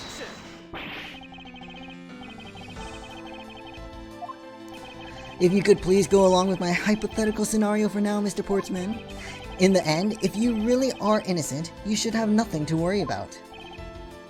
It's true. Don't get so mad. If you're innocent, don't worry about it. Now then, returning to my scenario, Mr. Portsman was out to steal something from me, which is why he checked my secret safe and ransacked my shelves. This is the first time.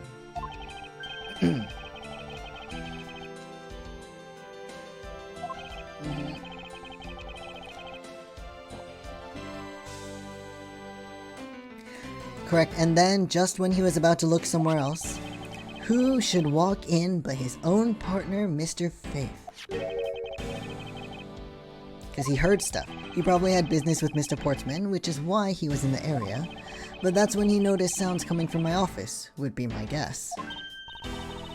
Oh, because you were supposed to be away, right?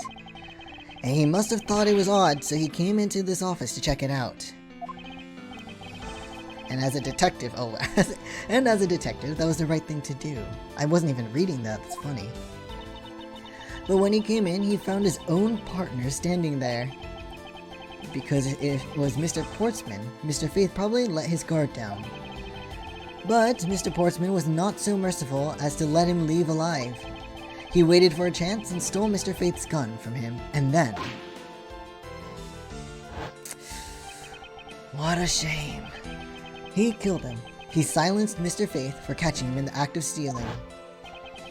Oh, if that's not a guilty face, I don't know what is.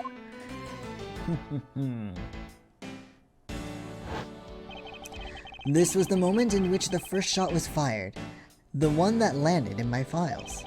Following that, Mr. Portsman wiped the gun down and left it behind as he made his exit.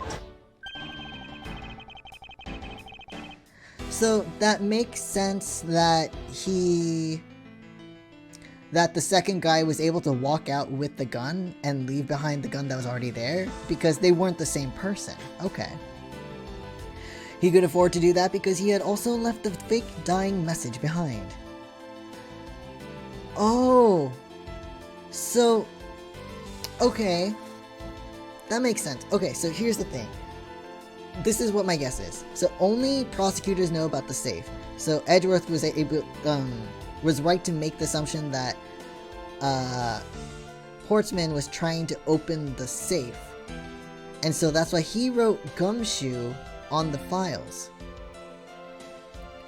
And then left because he couldn't open the safe anyway. Now for the file being missing, it wouldn't make sense to take the file if he wrote the dying message on it. That makes no sense, right? I'm just reveling in the silence. No, none of the buzzing, by the way. I looked at the vacuum and I was like, right, no bugs. Yes. Anyway, so, sorry, got distracted. So he left and left the body, whatever. And then the next thief comes in. It's pitch black, I guess. He wasn't worried about the writing of Gumshoe, whatever. So he was taking the file and then held Edgeworth at gunpoint as he was leaving when Edgeworth came in. Took the papers that he wanted from the file, put it under that bench, and then left. Probably. Because if he was just a normal thief, like, I mean, not normal, he wanted some secret files, I don't know why, some old case files from 10 years ago, I guess, if I remember correctly, then, okay, yeah, I'm sure it's not somebody that knew about the safes, because they weren't a prosecutor.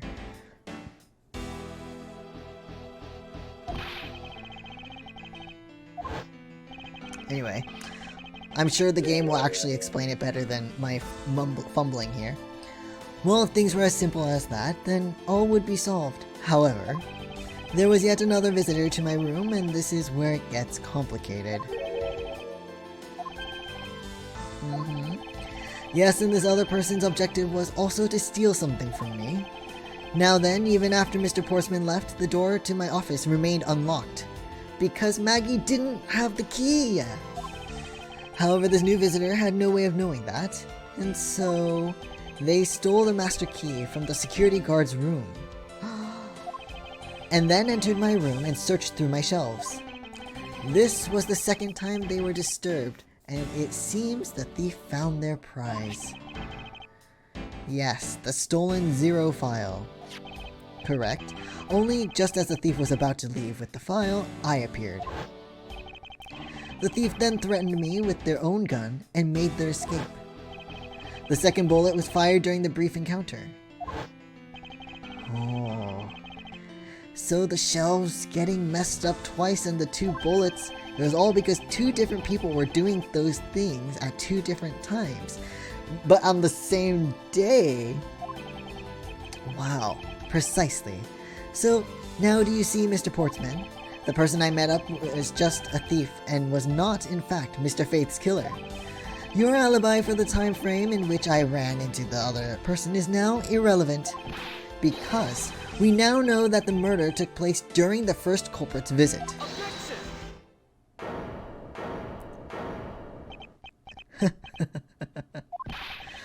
Oh dear. Absolutely splendid. Your scenario explains everything. He's not saying it's true, he's saying it explains a lot. Like, you have, like, what is it? You have a reason for everything, I guess. But, you know, it still doesn't change the fact that it's all circumstantial. Oh my god, how long is this gonna go? Supposing if, and that's a big if your theory is right, it would indeed render my alibi, which has withstood scrutiny, mind you, irrelevant. But there is still one defining point of your argument for which you have no evidence. Your supposition that I was the first visitor.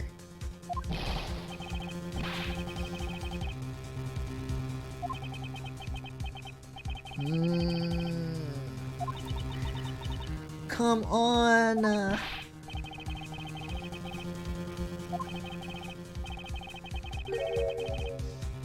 Why? If the person you met really was just a plain old thief, then why is that person not your main suspect? That is, if your theory is correct.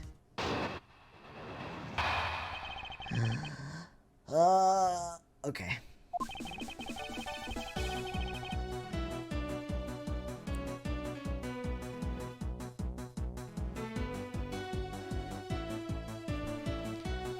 I wonder if we'll get an autopsy report at the last minute. That thief you ran into should be your real suspect, wouldn't you say? We should be out there looking for the thief right now. They might still be nearby. I hate to repeat myself, but as I've already said, I was training in my room. And when JM came to deliver some evidence to me, I was down at Criminal Affairs. So I can't be expected to know what happened around here after I left. We don't even know what the thief looks like. Oh, you're sweating. I don't think it's all dead-ended. I find your alibi to be fascinating. Let's continue where we left off, shall we? I know he's lying. I know he was here, at the scene of the crime. I just have to find a way to prove it. We can do this, Edgeworth.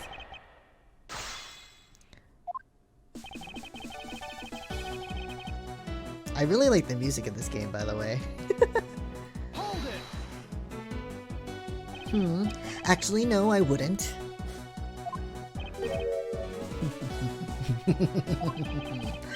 That's elementary. The dying message, of course. Why would you leave a dying message and then only to take the thing again? Mr. Faith's killer very clearly left those letters on the spines of those files. And it was after they were on there that the thief stole one of them. Yes, yes, yes, Gumshoe. If the thief was the killer, do you think they would try to undermine themselves? Obviously not. Maybe the killer just didn't think of that either. Stupid. Oh, but no maybes here.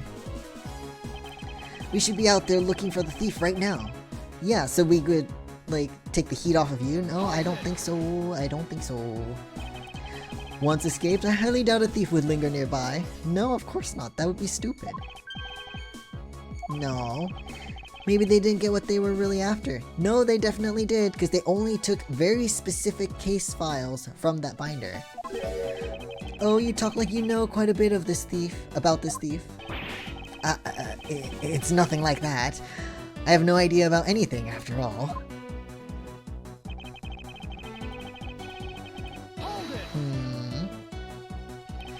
But according to Mr. Faith's note...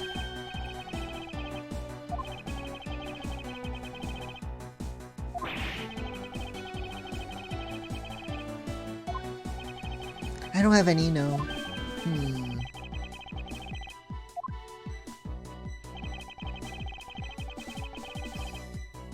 Hold it. Why didn't you go there with Mr. Faith? That's because he said he was tired and was going to take a quick nap. You know those sofas in the hallway? He likes to sleep on those. It's one of his habits.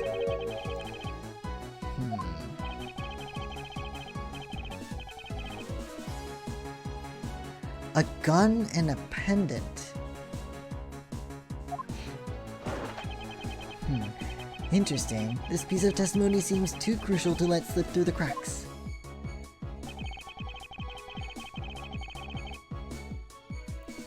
A gun and a pendant. But...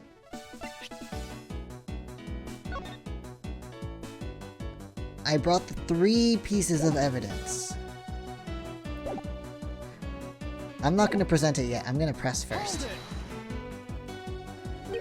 A gun and a pendant. Yes, this gun, which was the murder weapon.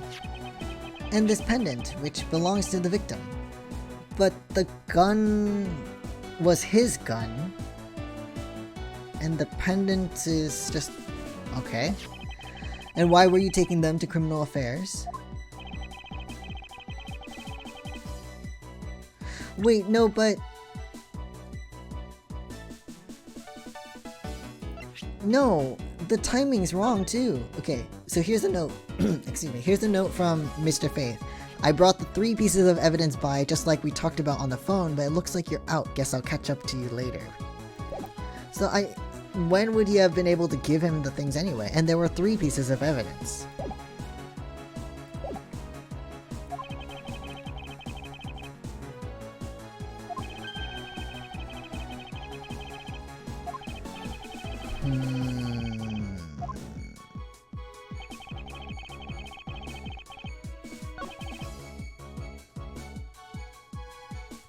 I'm gonna... Oh, no, wrong button. I meant to present. Sorry. I meant to present. I need to present. Objection! Only 2 pieces. I believe the proper phrase here is, you fail. Yes. Excuse me? You fail as a prosecutor, Mr. Portsman, as you intend to keep evidence hidden from me. Yes, okay. What are you talking about? I haven't hidden anything from you. Oh, we have evidence. We have the note here. Well, here's a piece I think you should read. Carefully. It says that Mr. Faith was bringing 3 pieces. Yes, and this is the victim's real dying message to you, Mr. Portsman. I can't believe to get tripped up by simple arithmetic. Oh my god, I want to screenshot this. I can do it later, it's fine. Where is the missing piece of evidence? It's... You have it, don't you? Only the guilty would make such a face. Detective Gumshoe? You don't have to say it, sir. I'll pat the guy down from head to toe. What? Don't come any closer. I'm warning you. This is all part of the investigation, pal. So don't even think about stopping me. No. Hey, what's this? He had this on him, sir. Despite what you said, it would appear that you do have something to hide. What is this? Ooh. There's only one reason why anyone would hide evidence of this caliber. Because it would unequivocally point to that person himself as the real killer.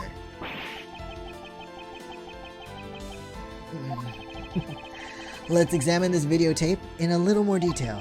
For the section of the tape that will drive the last nail into his coffin. Oh, what do we have here?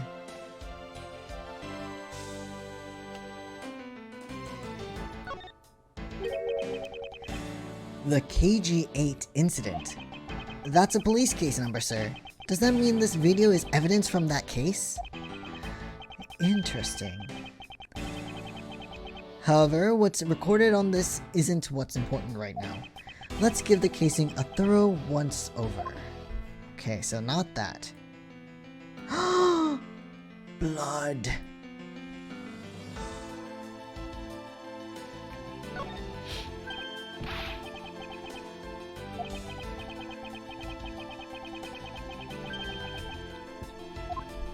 Oh dear, you've been caught red-handed. This blood is still fresh.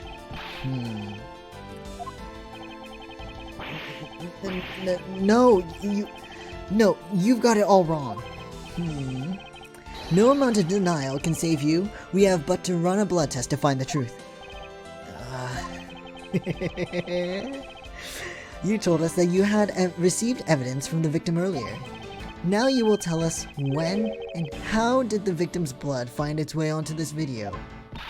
Yeah, it's totally suspicious. Was it at the moment of his death? Did Detective Faith have this videotape on his personage when you killed him? Not even if we were to examine this tape for fingerprints? If I had to take a guess, I'd say that the only ones on here, would belong to the murderous you and Mr. Faith. No, impossible. Lots of eyes there. Oh my god, you're wait, don't eat. Oh god. Oh, that face at the end.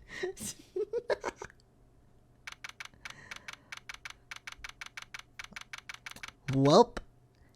So they've been there for about 3 hours, 4 hours. 5:47 a.m. on March 14th. Oh, it's White Day. Hi, Prosecutor's office is room 1202.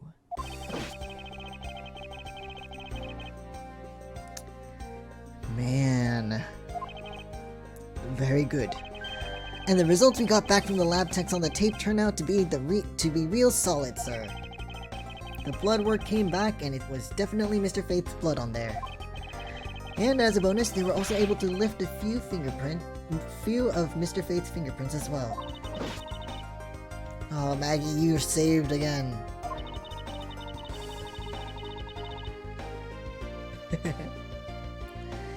I still can't believe I got to see your cool deduction skills outside the courtroom.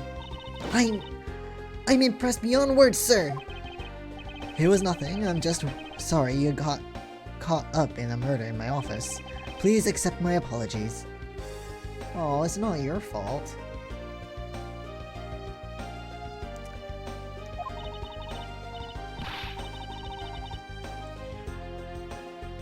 Oh, it was nothing. Really, compared to what I've been through, I mean. I consider myself lucky that it was only a burglary and a murder this time, sir. Oh my god, only. To think that she's been through so much shit, this is only for her. She's been through being accused of murder, poisoning someone, still considered murder, and this one burglary and murder. If it had been a holdup or a hostage situation, I'd have thrown my hands up in the air. I think I'm finally rising up from a goddess of misfortune to just an unlucky person. I guess that's good. Something tells me we should have hired a different person for security detail. Aw, give her a chance. It's not her fault. Though I kinda get what he means. You know something, sir. Wrong voice. That Mr. Portsman really was one corrupt prosecutor. Well, I heard that there were a number of suspicious things related to his court cases. There's even a rumor about how some of the evidence he uses is forged, sir. Forged evidence, huh? And they say he even decided not to prosecute a few cases for some really vague reasons. Oh. We never did get around to asking what his reason was for breaking into my office. Yeah, whenever we got near the topic, he just clammed up. Although we can be pretty certain that it was to steal something. Oh, what? Gumshoe, what?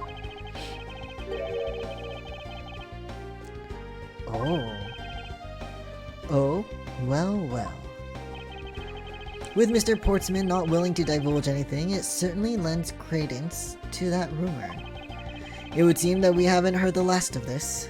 Of course not. We still need to worry about that other thief too. Because we don't know, I mean, as the player, I still don't know what files exactly that were stolen from the Zero file case. I mean, he is the bad guy, but I didn't say that, but rather that there are still many more mysteries for us to solve. For example, we still haven't figured out the significance to this piece of evidence.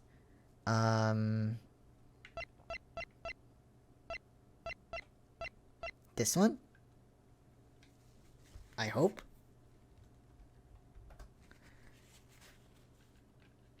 Take that! The person who stole this file. The other villain of the night. Right, okay, yeah. We don't know who it is. And what happened to the stolen pages? I wonder, who in the... Excuse me. I think it's about time I stop soon. Who in the world was it that held me up at gunpoint?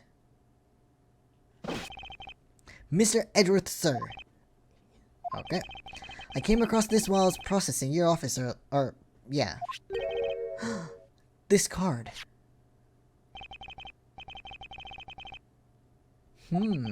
It's not just any bird.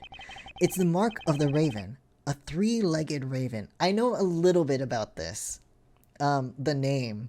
But I don't know everything about it.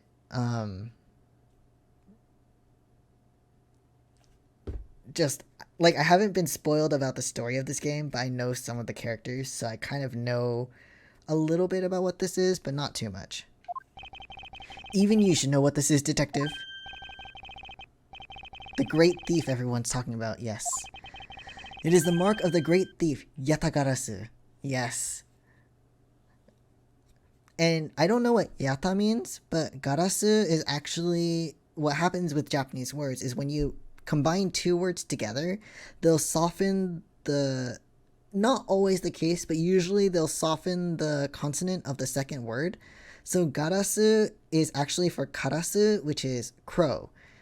So the three-legged crow, right? So yata garasu is whatever the three is, and then, or yata is, which I'm guessing has something to do with three, and then crow.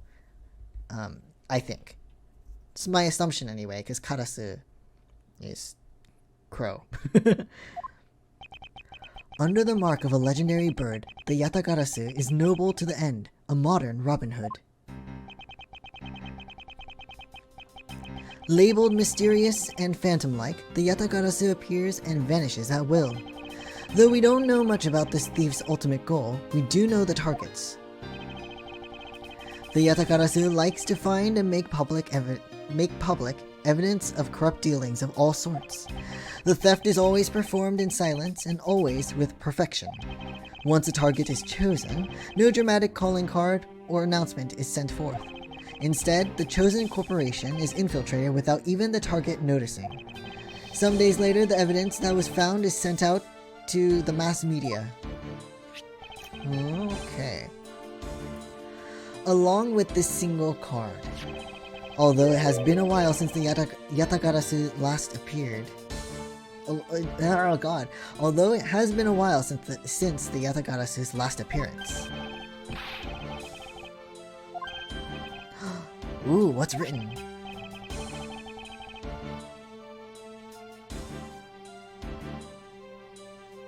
Is it who I think it is? Like, there's a character I know, but I'm not really sure if this is involving her. Even though the... Anyway, it's the location of where the thief put the stolen files. So this person who stole the contents of the file was the yatagarasu. Yatagarasu. Organization. Quite a few key words are popping up in this mystery. The murder in my office. The return of the great thief, Yatagarasu. Looking back, I can't say I didn't see these events coming.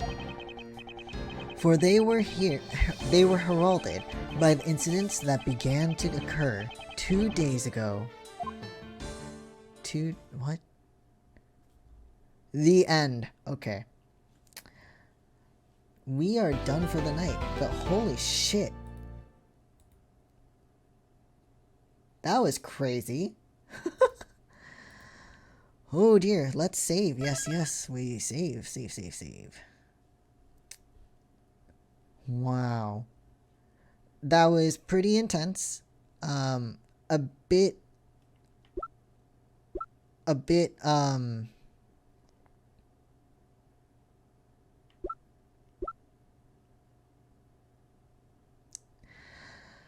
annoying, because of all the shit that was happening, and having to talk to that guy only over and over and over. It was just, oh my god. But yeah, anyway, for the night, I think I am done. It is 12:31. I played for longer than I had planned to. Let me just put a little bit of music before I end here, just so it's not just quiet. Just a little bit there. But yeah, anyway, that I'm enjoying this a lot. I will definitely be playing more of this. And I'm really glad that sorry, I opened something, so there was a little flash there. Apologies. But I'm really glad that I decided to play this. I know it was because it was chosen by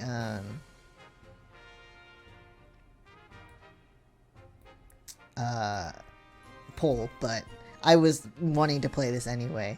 But I'm thoroughly enjoying it for now, and I can't wait to play more of this. Hopefully sometime next week. We'll see what the schedule's like. But yeah, thanks so much for stopping by. I really appreciate it, guys. Thanks for the raid, Sleepy. Earlier, I really do appreciate that.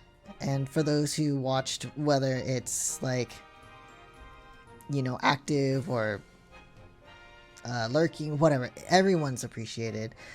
But yeah, that will be the end of it. Next stream, usually I stream tomorrow. We'll see how I'm feeling because I do have work. But I should be able to. But yeah, thanks so much, guys. I hope you have a good rest of the day, evening, night, or whatever time it may be. And hope you guys stay safe, healthy, and in good spirits, or as much as you can, especially with the shit going on. But yeah, thanks a bunch, guys. Really do appreciate it. But yeah. Good night, and hope to see you soon. Thanks a lot. Bye-bye.